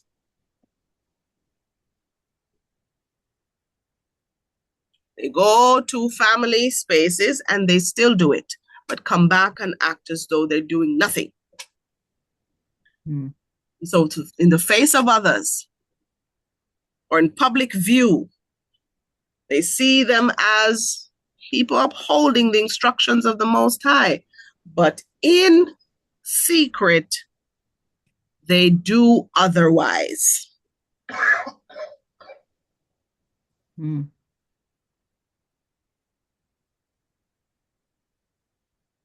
Want to drink some water? Sorry, I have to check on my Aish, eh? I still have other duties. So, drink some water. All right. Digging into the wall. The act of uncovering their hidden practices signifies Yahuwah's ability to expose wrongs. Let's read Bamadabar 32, verse 23. But if you do not do so, then see, you shall sin against Yahuwah, and know your sin is going to find you out. So whatever crookedness, whatever wrongs that we commit, most people know it as SIN. We don't really call it that because of the Mighty One's name in Egyptology. But you will see mostly crookedness, you will see crimes, you'll see missing the mark, you'll see wrongdoings, you'll see disobedience, you'll see transgression, those sort of words associated. But crookedness is not a private matter. Whatever is done by our people in secret affects the nation. Previously, in another lesson, we spoke about this. While there are certain crimes or certain wrongs that will cause individual punishment or right ruling, there are matters that affect us as a nation. And so some things will have national consequences. There are some verses here we're going to read, and most persons already know this story. But someone read for us from Yahusha Ben Nun, chapter 7, verses 1 to 13. Well-known story, but we want to make the connection with what is being said. But the children of Israel committed a trespass regarding that which is under the ban, or Akan, ban of Carmi, ban of Zabdi, ban of Zarok, of the tribe of Yehuda, took of that which is under the ban, and the displeasure of Yahweh burned against the children of Yasharah. Now Yahushua sent man from Jericho to Ai, which is beside Bath Awan, on the east side of Bath Al, and spoke to them, saying, Go up and spy out the land. And the man went up and spied out Ai. And they returned to Yahushua and said to him, Let not all the people go up, but let about 2,000 or 3,000 men go up and smite Ai. Do not make all the people toil up there, for the people of Ai are few. And about 3,000 men went up there from the people. But they fled before the man of Ai. And the man of Ai smote about 36 men. For they pursued them from before the gate as far as Shabarim, and smote them on the descent. So the labab of the people melted and became like water. And Yahushua tore his garment and fell to the rats on his face before the ark of Yahweh until evening, both he and the elders of Yasharal, and they put dust on their heads. And Yahushua said, O rash Yahweh, why have ye brought this people over the Jordan at all, to give us into the hand of the Amorite, to destroy us? If only we had been content to stay beyond the Jordan. O Yahweh, what do I say when Yasharal turns its back before its enemies, and the Canaanites and all the inhabitants of the land hear, and shall surround us, and cut off our sham from the Arats? What then do you do for your great sham? And Yahweh said to Yahushua, Rise up, why are you lying on your face? Yasharal has hatad, and they have also transgressed my covenant, which I commanded them. And they have even taken some of that which is under the ban, and have both stolen and deceived, and also put it among their own cubes. and the band of Yachazaq'al shall not be able to stand before their enemies. They are going to turn their back before their enemies, for they have become accursed. I'm not with you anymore, unless you destroy that which is under the ban from your midst. Rise up, Kadush the people, and you shall say, Kadush yourselves for tomorrow, because thus said Yahweh, Elohim of Yasharal. That which is under the ban is in your midst. O Yasharal, you are not able to stand before your enemies until you put away that which is under the ban out of your midst. Torah. So we see here where it was not everyone who committed chata or offense or crime or missed the mark, or some would say sin. It was not everyone who trespassed against the instruction. But the statement is made in verse 11. Did Yahuwah specify someone's name even though it was a specific person of a specific family, in a specific tribe? A specific tribe that did this. What did Yahuwah say in verse 11? What were the first three words? Yasharal has Hatad. Yasharal. Yasharal. He did not specify a person because the nation was defiled by the presence of another thing that should not be there, which was not to be part of them leaving, but someone took something and the nation didn't even know about it. You see, it's interesting. The others did not even know that something was there which would have caused them to be a laughing stock and to be defeated by the warriors of Ai. But Yahuwah says, listen, get up. Don't be crying to me. You need to go clean the nation. Someone has taken some. The nation has chata. The nation is wrong. Yahuwah could have specified who, but it shows you that there are some things that we do which do not have repercussions for only us, but also impacts the nation of Israel. Are you with me? Whether or not others know about it. Because the covenant is not individual. It is national. It's communal. And so because the agreement was signed as a nation of people, so whenever one person falls, we all fall in essence. Are you with me? This is why we intercede for each other as well, and not only for ourselves. This is why whatever we can do to help each other, we do to help each other and not only ourselves. Because as one rises, we all rise. One falls, we all fall. Because we're part of a nation. Yada Yahuwah. All right.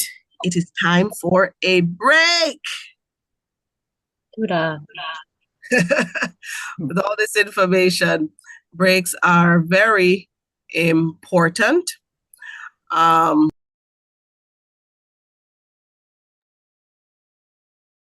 Shalom, Master. Shabbat Shalom. Shabbat Still Shalom. joining. Shabbat Shalom. Still joining from in the bed. But Lesson's really been great and lovely. Enjoying it. All praise to the Most High, Yahuwah. Yada Yahuwah. Yada Yahuwah. All right. Hello, Yahuwah. Is everyone back? Son.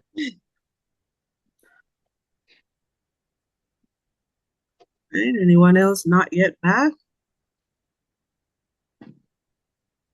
Right,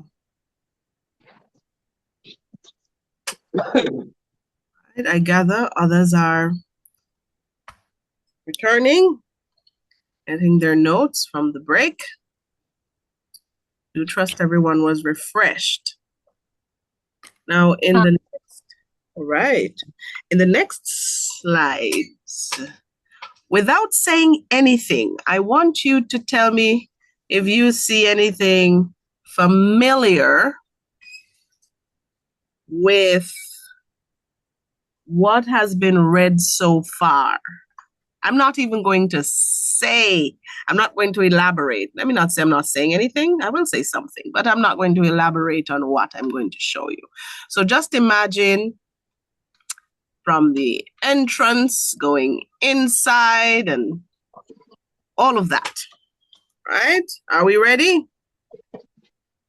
Come. Thanks.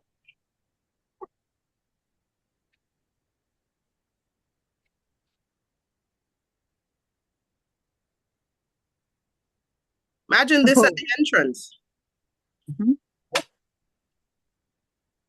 That stands for THAMUZ. Imagine that before their altar. Mm-hmm. Imagine them like the elders or the leadership. Imagine what they do behind closed doors, too. Imagine what? Khan.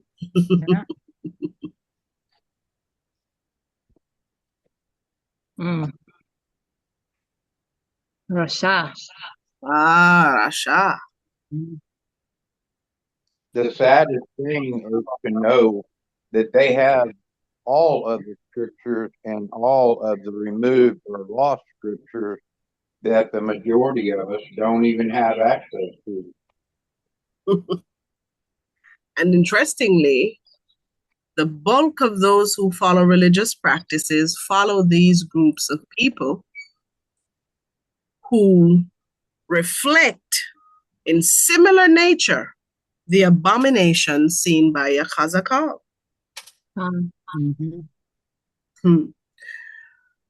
But something to think about. All right, let's continue. So we read earlier as part of the verses which were read that the Zakanim were worshiping idols. Now the 70 elders symbolize the leadership structure of Yasharal. Let's read Shamu 24 verse 1. Ua to Moshe, he spoke, come up to Yahweh, you, Ua Aharon, Nadab, Ua Abihu, Ua 70 of the Zakanim of Yashra'al, Ua you shall bow your beings from a distance. Toda. So we're seeing 70 elders similar to the leadership structure of Yasharal. Are you seeing that? And their participation in idolatry reveals how deep this corruption is, because this would seem as though it's pretty much the entire leadership structure.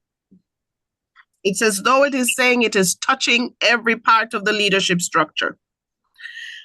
The imagery of unclean animals that these elders are bowing to, of course, referenced in Oikara, Leviticus 11, underscores how far the nation, especially Yehuda, has deviated from the Torah.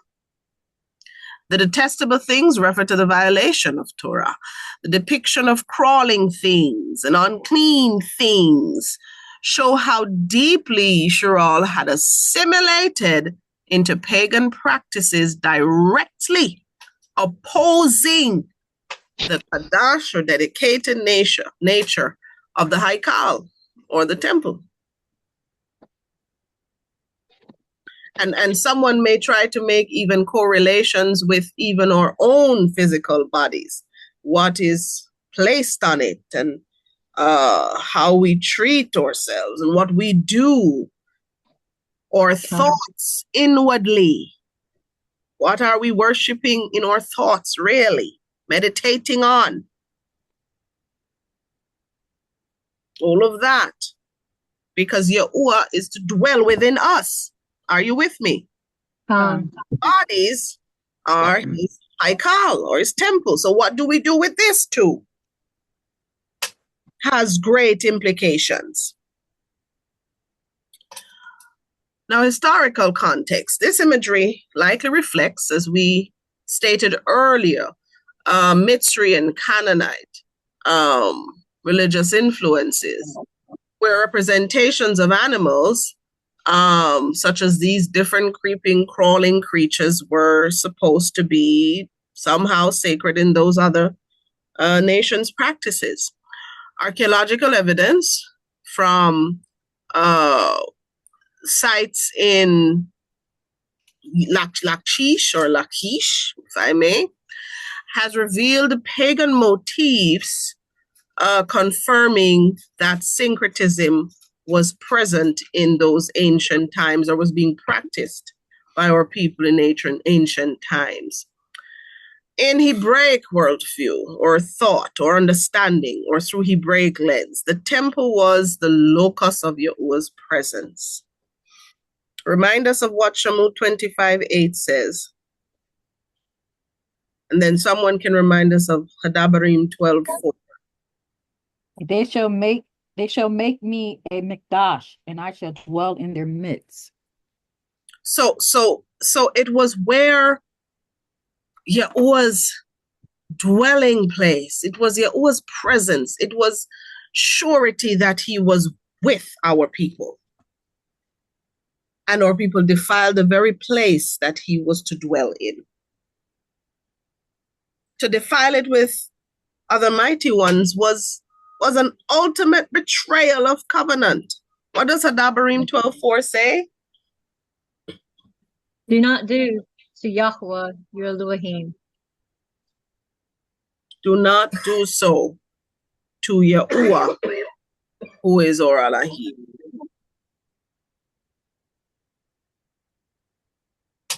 So the number 70, or the 70 Zakanim or elders, reflects the traditional leadership structure, as I stated before, established by Masha. And we're going to read Bamadabar 11 verses 16 to 25. While someone is finding that, we find that the fact that he saw in this vision 70 elders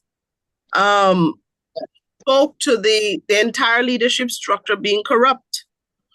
Their participation in idolatry highlights the corruption of the entire leadership structure. The very people who were entrusted to guide the people in righteousness, in Torah, in what is right, in being separated and Kadash unto Yahuwah. These are the very people who have found themselves in this position. Has anyone found Numbers or Bamadabar 11, verses 16 to 25? Go ahead. Then Yahuwah said to Moshe, gather to me 70 men of the elders of Yisrael, whom you know to be the elders of the people and officers over them, and bring them to the tent of appointment, and let them stand there with you. And I shall come down and speak with you there, and shall take of the Ruach that is on you, and put on them, and they shall bear the burden of the people with you, so that you do not bear it yourself alone. And say to the people, Kadash yourself for tomorrow, and you shall eat meat, because you have wept in the hearing of Yahuwah, saying, who is giving us meat to eat? For it was well with us in Mitzrayim. And Yahuwah shall give you meat, and you shall eat. You are going to eat not 1 yom, nor 2 yomim, nor 5 yomim, nor 10 yomim, nor 20 yomim, but for a month of yomim, until it comes out of your nostrils and become an abomination to you, because you have rejected Yahuwah who is among you, and have wept before him, saying, why did we come up out of Mitzrayim? And Moshe said, the people in whose midst I am are 600,000 men on foot in you. You have said, I give them meat to eat for a month of Yumim. Could flocks and herds be slaughtered for them to be sufficient for them?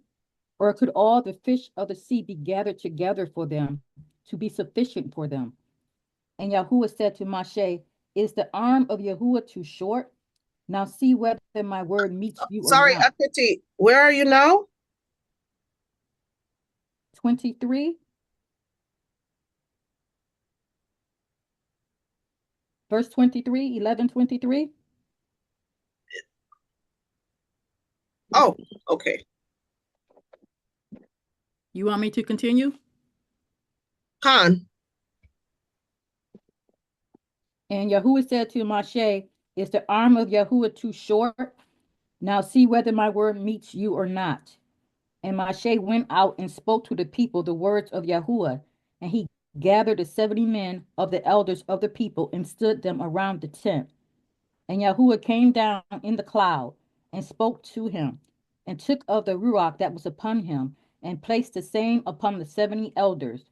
And it came to be, when the ruach rested upon them, that they nabu, but did not continue. Jodah. So we're seeing there the leadership structure of Yisrael.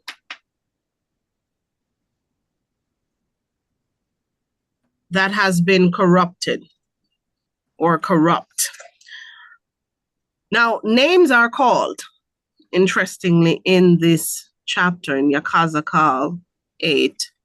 We see mention of Yazanyahu or Ja'azanaya in the translation, but Yazanyahu is the Abrith name, son or ban of Shaphan. The mention of this leader suggests that idolatry had infiltrated even the most influential families.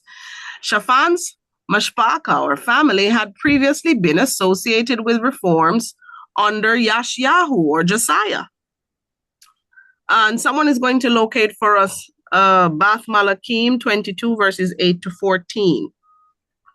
But this apostasy was especially tragic because for elders who would have been part of the transformation, the reformation, the return to Yahuwah, to be part of this in this vision was very tragic, very sad, very disappointing. Right? As has someone found for us, 2 Kings 22 verses 8 to 14. John. Go ahead. And no more shall I cause the feet of Yachazaq'al to move from the land which I gave their fathers, only if they guard to do according to all that I have commanded them, and according to all the Torah that my servant Moshe commanded them. But they did not obey. And Manasseh led them astray to do more evil than the Gentiles, whom Yahweh had destroyed before the children of Yasharal. And Yahweh spoke by his servants the Nabaim, saying, because Manasseh, Malik of Yehudah, has done these abominations, having done more evil than all the Amorites who were before him, and also made Yehudah patah with his idols. Therefore thus said Yahweh, Elohim of Yasharal, see, I am bringing such evil upon Jerusalem and Yehudah, that both ears of those who hear of it shall tingle. And I shall stretch over Jerusalem the measuring line of Shumarun, and the plummet of the house of Akhad, and shall wipe Jerusalem as one wipes a dish, wiping it and turning it upside down. And I shall forsake the remnant of my inheritance, and give them into the hand of their enemies, and they shall be for a prey and for a plunder to all their enemies.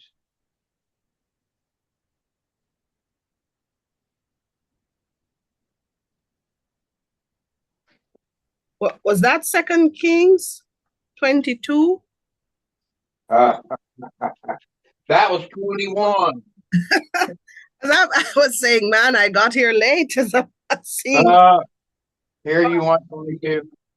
Go ahead. So it's 22 verses 8 to 14. And Kilkiyahu the Kohen Haggadah said to Shaphan the scribe, I have found the book of the Torah in the house of Yahweh. And Kilkiah gave the book to Shaphan, and he read it. And Shaphan the scribe came to the Malik and brought the bar to the Malik again, saying, Your servants have gathered the silver that was found in the house, and I have given it into the hand of those who do the work, who oversee the house of Yahweh. And Shaphan the scribe informed the Malik, saying, Kilkiah the Kohen has given me a book. And the Shaphan read it before the Malik. And it came to be, when the Malik heard the devar of the book of the Torah, that he tore his garments. And the Malik commanded Kilkiah the Kohen, and Achikam, ban of Shaphan, and Akbor, ban of Milkiah, and Shaphan the scribe, and Asaiah, a servant of the Malik, saying, Go inquire of Yahweh for me, for the people, and for all Yehudah, concerning the devar of this book that has been found. For great is the wrath of Yahweh that is kindled against us, because our Abbas have not obeyed the devar of this book, to do according to all that is written concerning us. Then Kilkiyahu the Kohan, and Achikam, and Akbor, and Shaphan, and Asaiah went to Kolda the Nabiah, the Asha of Shalom, ban of Tikwa, ban of Karkas, keeper of the wardrobe. Now she was dwelling in Jerusalem in the second quarter, and they spoke with her. Many apologies.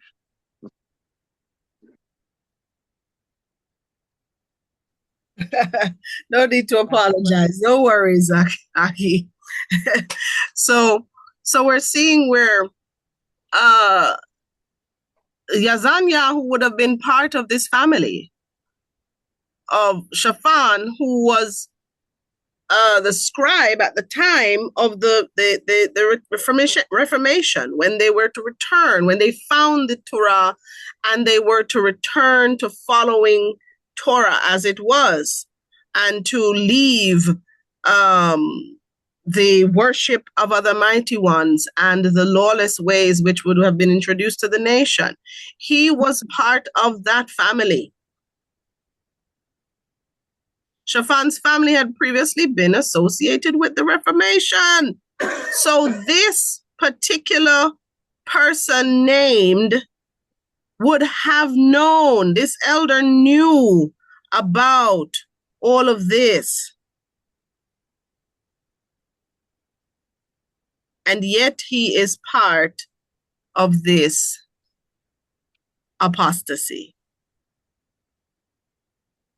Someone who is supposed to be so influential. That's why we look to Yahuwah in all things and not putting our trust in people, because anyone at any level can fall and fall short of what is expected in the covenant. So we don't get frightened by titles and get frightened by those who profess to be in this thing. Oh, I've been in this 30 years.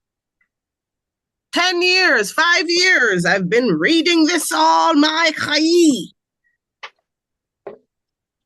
Here's someone who was part of this thing for so long and still fell short in a very rasha act against the Most High. Are we seeing this? So censer and incense, these are symbols of worship intended for Yahuwah alone.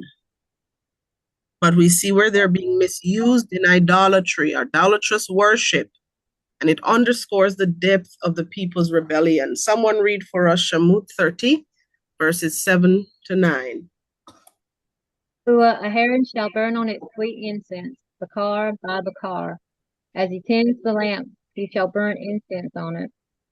When a heron lights the lamps between the evenings, he shall burn incense on it.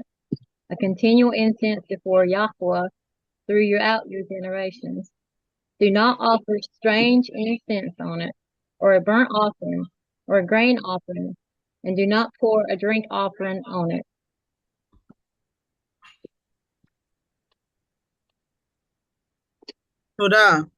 So we see here the reference of the censer and incense, which were supposed to be used as worship or symbols of worship, participating in worship to Yahuwah alone.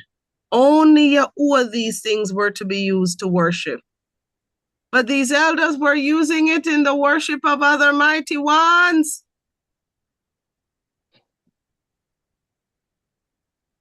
It's like on top of an Asha or a wife, not only seeing someone else, but bringing this person in the husband's bed. And even offering this person something to drink out of the man's cup. Do you see how brazen that is? Very brazen. So the very things that must be used as part of worship unto Yahuwah are being used to pour out worship to something else. This is not going to end very well.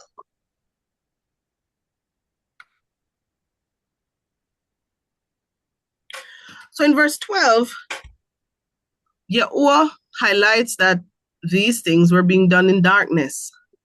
Darkness. This reflects both literal secrecy and spiritual darkness because they were without the light of Yahuwah. In Hebraic thought, light symbolizes Yahuwah's truth. And someone will read for us Tahalim 119, verse 105. Whilst that is being found, darkness represents wrongs and rebellion. And someone can read for us Yeshayahu 5, verse 20. So has anyone found Tahal or Psalm? Tahalim really means Psalms, plural, but Tahal is the singular version. So has anyone found Tahal 119, verse 105? Go ahead. Your word is a lamp to my feet and a light to my path. Todah. So light is the truth of Yahuwah's word. They are without light. Someone read Yeshayahu 5, verse 20. Woe to those who call Ra Tub, Tub Ra, who put darkness for light, light for darkness, who put bitter for sweet, bitter or sweet for bitter. Todah. So they have caused wrongs and a rebellious act to be presented in the house of the Most High Yahuwah. And on top of that, in this vision, they go as far as to utter the words, Yahuwah does not see us. This reveals how flawed their thinking and their theology is, assuming that because they're in exile, Yahuwah is absent or is powerless.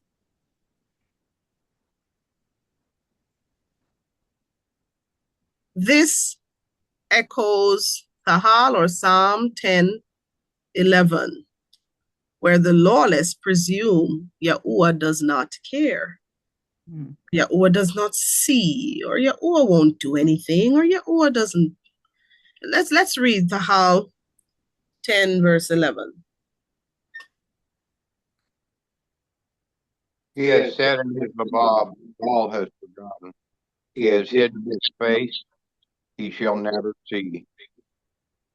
Todah.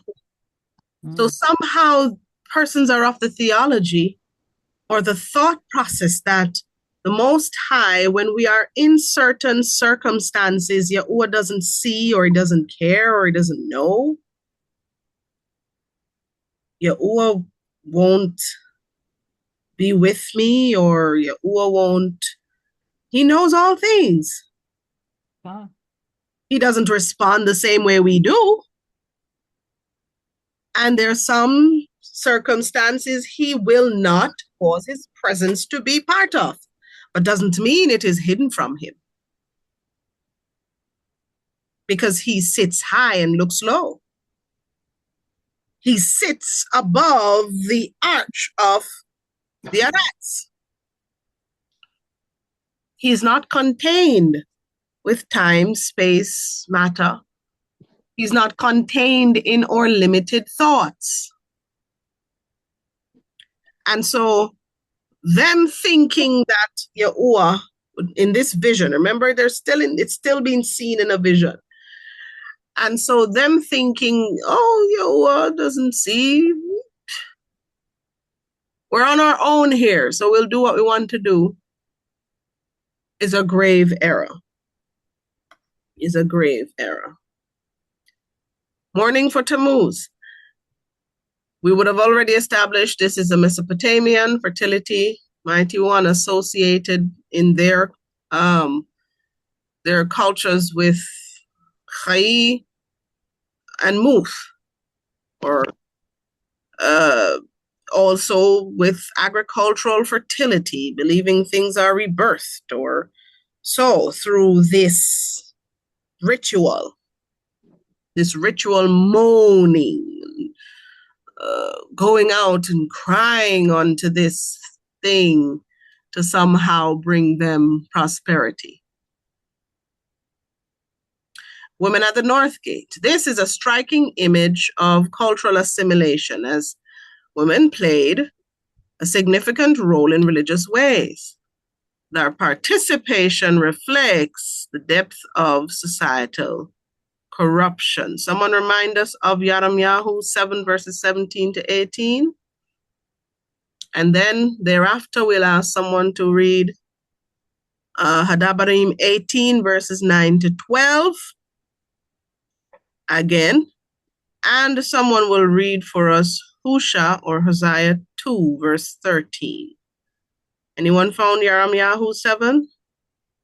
Go ahead. Then I shall let you dwell in this place, in the land that I gave to your fathers forever and ever. See, you are trusting in false words, which do not profit, stealing, murdering, and committing adultery, and swearing falsely, and burning incense to Baal, and walking after other mighty ones you have not known. And you came and stood before me in this house, which is called by my name, and said, we have been delivered in order to do all these abominations. Has this house, which is called by my name, become a den of robbers in your eyes? Look, even I myself have seen it, declares Yahuwah. But go now to my place at Shiloh, where I put my name at the first, and see that I did it because of the evil of my people Yisrael. And now, because you have done all these works, declares Yahuwah, and I spoke to you, rising up early and speaking, but you did not hear, and I called you, but you did not answer. I shall also do to this house, which is called by my name, in which you trust, into this place which I gave to you and your fathers, as I did to Shiloh. And I shall cast you out of my presence, as I had cast out all your brothers, all the seed of Ephraim.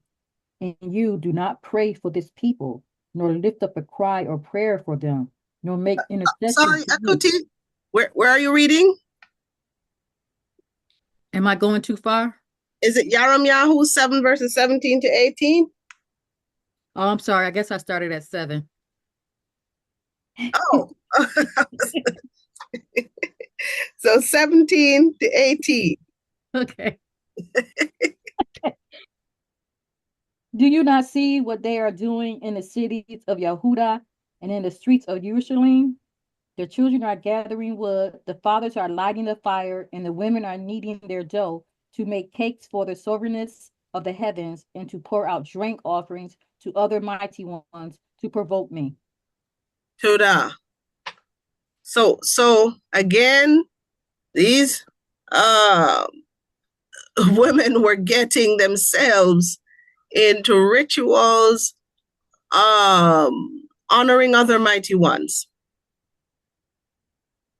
One would ask, are these women married? And where are their husbands if they are? They need guidance. But who knows? Maybe there are even elders who are bowing. Very interesting. When people do not know their place and the structure, the societal structure breaks down because of it. Somebody read for us, Hadabarim 18 verses 9 to 12.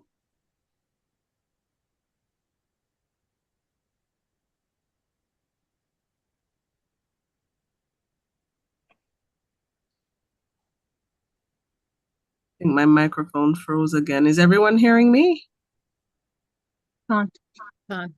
Okay. Yeah, this is frozen. All right. Has anyone found it?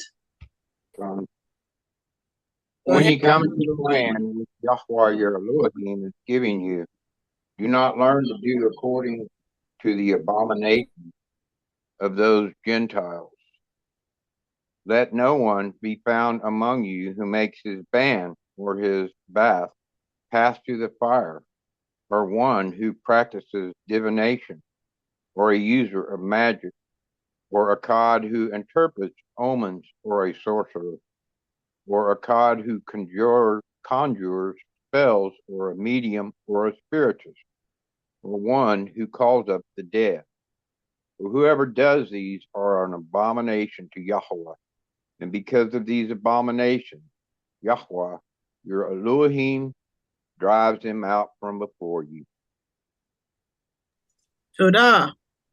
So we see here where this is instructed in Torah, and these women have still yet gotten themselves involved in one of these forbidden, abominable rituals, weeping somehow for the resurrection of this character and for this character to bring forth some sort of prosperity rather than trusting on the name of Yahuwah and believing in the promises of Yahuwah to provide. Are we depending on something else or someone else rather than Yahuwah? Yeah. And so we have to do introspection. Our jobs are not our source. Our spouses are not our source. Yahuwah is our only source, but he uses different situations, instruments, people, conditions, resources to provide, but he is the source. Yada Yahuwah. Has anyone found Husha 2, verse 13? I shall punish her for the Yumim of the Bals, to that she burned incense, adorned her being with her rings, jewelry, went after her Ahadim, forgot me, declares Yahweh. Yada Yahuwah. So we see where by going after other mighty ones, we're reminded this is spiritual adultery against the Most High Yahuwah. Them, of course, worshiping the greater light, what some refer to as sun worship, turning their backs to the temple or the Ba'ith Yahuwah, the house of Yahuwah. They've rejected Yahuwah in essence and adopted the practices of worshiping the creation rather than the creator. Someone read for us Yachazaq'al 11:23. And the esteem of Yahuwah went up from the midst of the city and stood upon the mountain, which is on the east side of the city. Todah. So they have rejected Yahuwah. In doing all of this, they're really forcing the hand of Yahuwah. You think of your child or your children doing something, you keep telling them not to. They're forcing you to punish them. Right. Hadabarim 4:19, let's be reminded. Or Deuteronomy 4:19.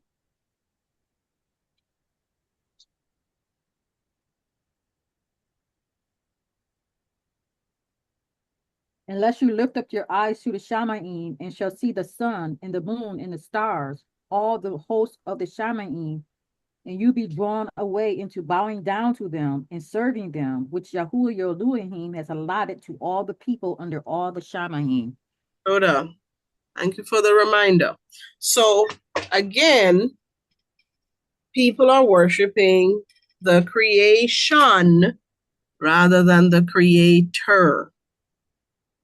In Abri worship, the dedicated place represented the presence of the Most High, making this act of disrespect very egregious. Very egregious. Can someone remind us of what the scripture says here? 1 Kings 8, verses 10 to 11. Or it came to be, when the Kohanim came out of the Kadosh place, that the cloud filled the Bayith of Yahweh, that the Kohanim were unable to stand or perform the service because of the cloud, for the kabod of Yahweh filled the Bayith of Yahweh. Todah.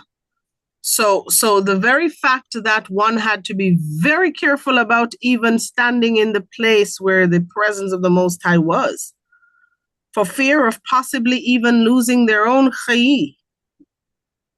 And these people in the vision have gone so far, not only to present themselves in there, but to present other mighty ones in there, and the rituals honoring other mighty ones in there is really egregious. So this act underscores the depth of apostasy and the inversion of true worship. All right, so we go to the final verses. Let me ask someone to read for us verses 17 and 18 of Yakhazaq'al chapter 8.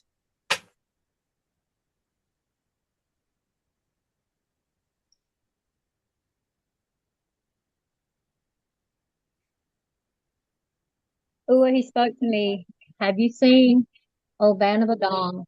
Is it a small matter to the house of Yehuda to do the Thuabuth that they have done there? For they have filled the land with violence. It will turn back to provoke me. It will see they are putting the branch to my nose. Therefore I shall indeed deal in wrath. My eyes shall not pardon, nor would I spare. They shall cry in my ears with a loud voice, but I shall not hear them. Todah.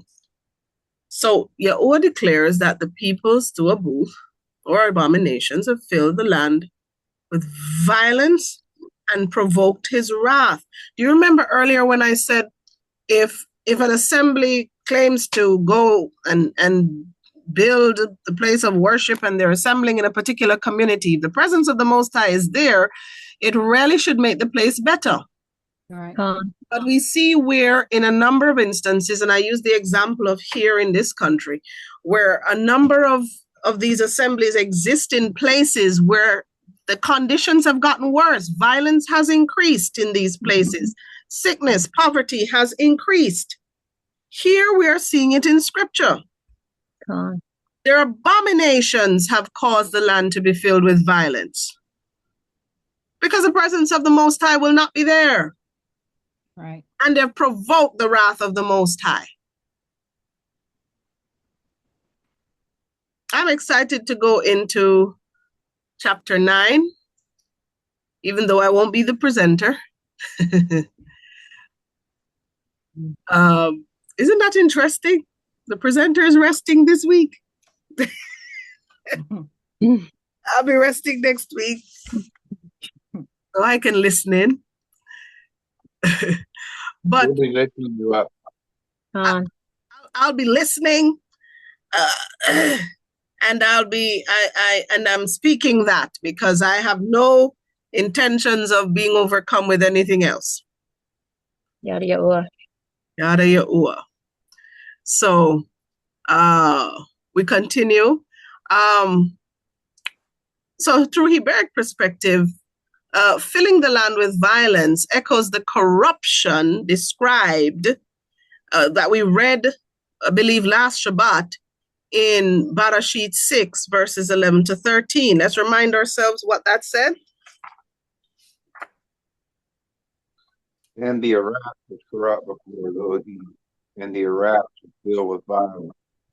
And Elohim looked upon the Iraq and saw that it was corrupt, for all flesh had corrupted their way on the Iraq. And the Elohim said to Noah, the end of all flesh has come before me, for the Iraq are filled with violence through them. And see, I'm going to destroy them of the Iraq. Todah. So we see the correlation there of that scripture. Covenant violations, the idolatry in the Most High's Haikal represents a profound betrayal of the agreement outlined in Hadabarim 28, where if we obey, we receive barakim or prosperity, or what some people call blessings, which is really an incorrect interpretation. And if we disobey, then kalaluth or curses.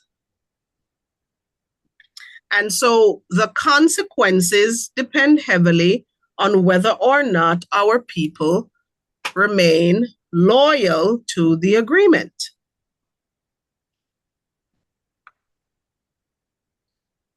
So the people were provoking Yahuwah's wrath in this vision with their abominable practices or activities or forms of worship unto other mighty ones, unto idols. And we remember this word, right? Hamas. Violence. Khan. And it's a recurring theme in scripture. We read it earlier. That signifies there was a decay or breakdown in what we stand for. Societal unfairness, things just going haywire. Idolatry often correlates with ethical corruption. In the Kadash Safar, or what some people would refer to as the HOLY scriptures. But in the book of Yashayahu, specifically chapter 1, verses 21 to 23, we make this reference. Someone read that for us. How the steadfast city has become a whore. I have filled it with right ruling. Righteousness lodged in it, but now murderers. Your silver has become dross. Your wine is mixed with water. Your rulers are stubborn and companions of thieves. Everyone loves bribes and runs after rewards. They do not defend the fatherless, nor does the cause of the widow reach them.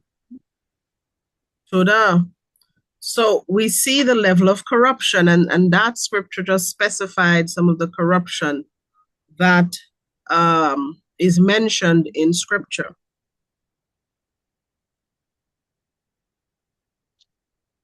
Now, coming back to Yachazaq'al 8, placing the branch or putting the branch. They are putting the branch to my nose. So in essence, they're mocking. It's like a mocking gesture. Mocking gesture. They're putting the branch to my nose. So they're coming up in my face with it. They're very pride-filled with it. They have no remorse. So it's like taunting the Most High. It's like saying to someone, what can you do? You keep poking. At some point, something that you don't like and you were never prepared for is going to come for you or to you. And we're going to see what happens as a result of this in chapter 9. I can tell you from now, it is messy. And Yahuwah will not relent so easily when these things are done. You see how much time Yahuwah gives for his people to teshuvah? A lot of times when we do things, Yahuwah gives us time to repent and return to covenant. And the consequence is less severe.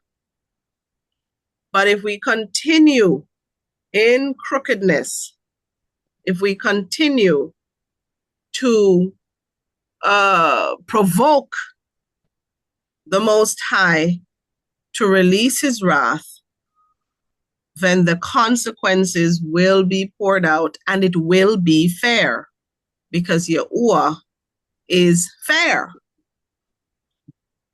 He does not do anything that goes against his word, and he always provides a way to be delivered from anything that would result in us losing our possessions or losing even our chai.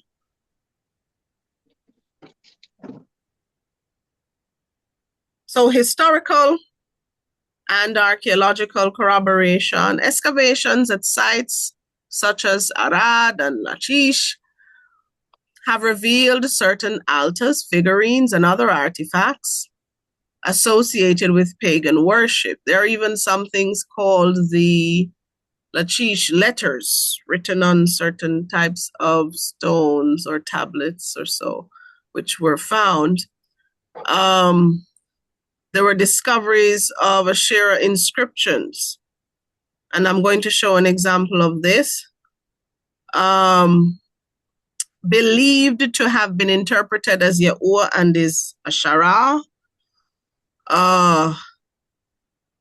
which is syncretism. So they're trying to mix Yahuwah with whatever other things that are pagan during that period. Asherah or Asharath comes from Ashar in the Abri. So the root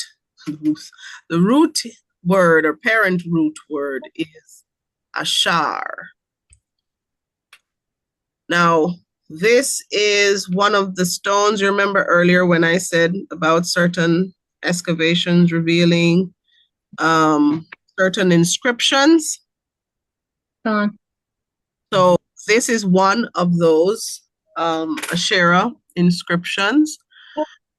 Not very clear, but we attempted to sort of zoom in some of the writings to see if we can identify this. Do you see what this is highlighted here? 4 letters. Yahuwah. Yahuwah. Correct. Correct. And do you see what is written there? It's not so clear, but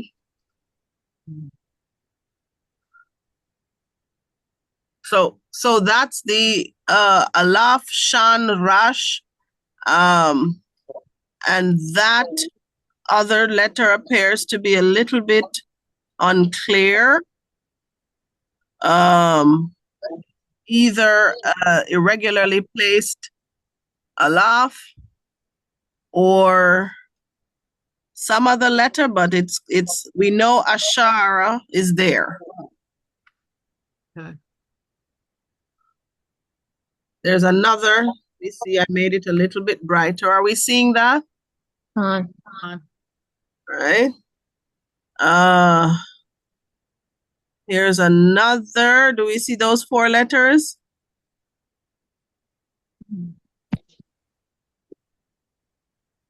Here, I made it brighter. The Yahuwah. Correct. And then we have below that, I tried to highlight these ones with red. Asharath. Do we see that? So there it is. Asharath. Asharath. Right. So that was the Asherah inscriptions. So that was one of the findings with those inscriptions, which gave rise to them interpreting this as part of syncretism, where they would write Yahuwah's Asharath or so. We're seeing that here. Right? Move on. So the influence of Babylonian religion, the worship of the mighty one, Tammuz, and other Mesopotamian mighty ones became prominent during the exile, as reflected in Yachazaq'al's vision. There are certain inscriptions which would have been found, Babylonian inscriptions containing the mighty one and other mighty ones, in other archaeological finds confirming the historical accuracy of these references. Yachazaq'al's detailed description of the dedicated place aligns with archaeological studies of the Solomonic and the Second temples. So Yachazaq'al 8 is a vivid indictment of idolatry and spiritual corruption rooted in the covenantal relationship between Yahuwah and Yisrael. Am I being heard? I think. Okay. Through Hebraic thought, this chapter reveals the devastating consequences of forsaking Yahuwah's instructions while pointing to his ultimate plan for restoration. You would observe the chapter seems incomplete, right? Right. And that is because it goes over into chapter 9. And so it continues over into chapter 9, and then we're told what the consequences are in chapter 9, which we will cover next Shabbat, Yahuwah's willing, with Zakan Shamaryahu covering that. And we're looking forward to that. As we do each week, looking forward to the study of the word. Yada Yahuwah. Yada Yahuwah. Yada Yahuwah. So again, we repeat our scripture here, and for sure, forgot to put this 49 to 56. All right.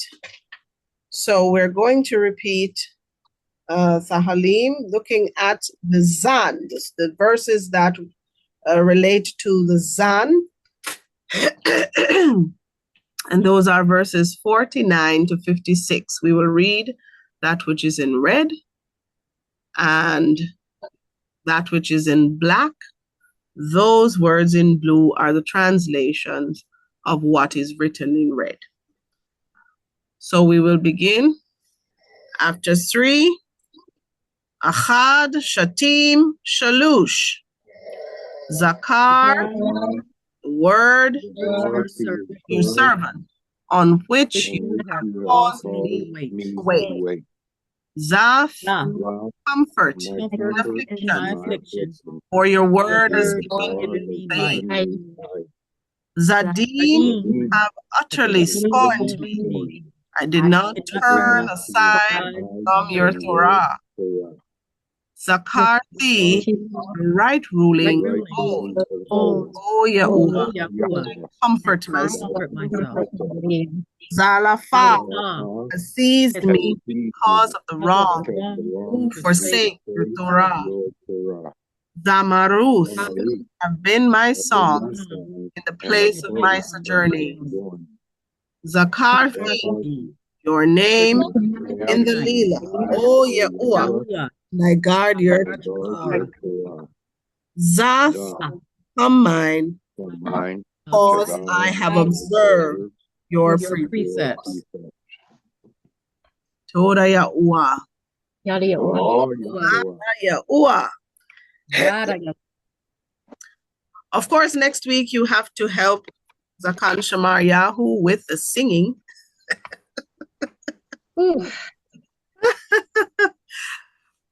As you know, I would not be able to, but I will be singing in my labab with everyone. But it's time for praise and thanksgiving. Yada Yahuwah.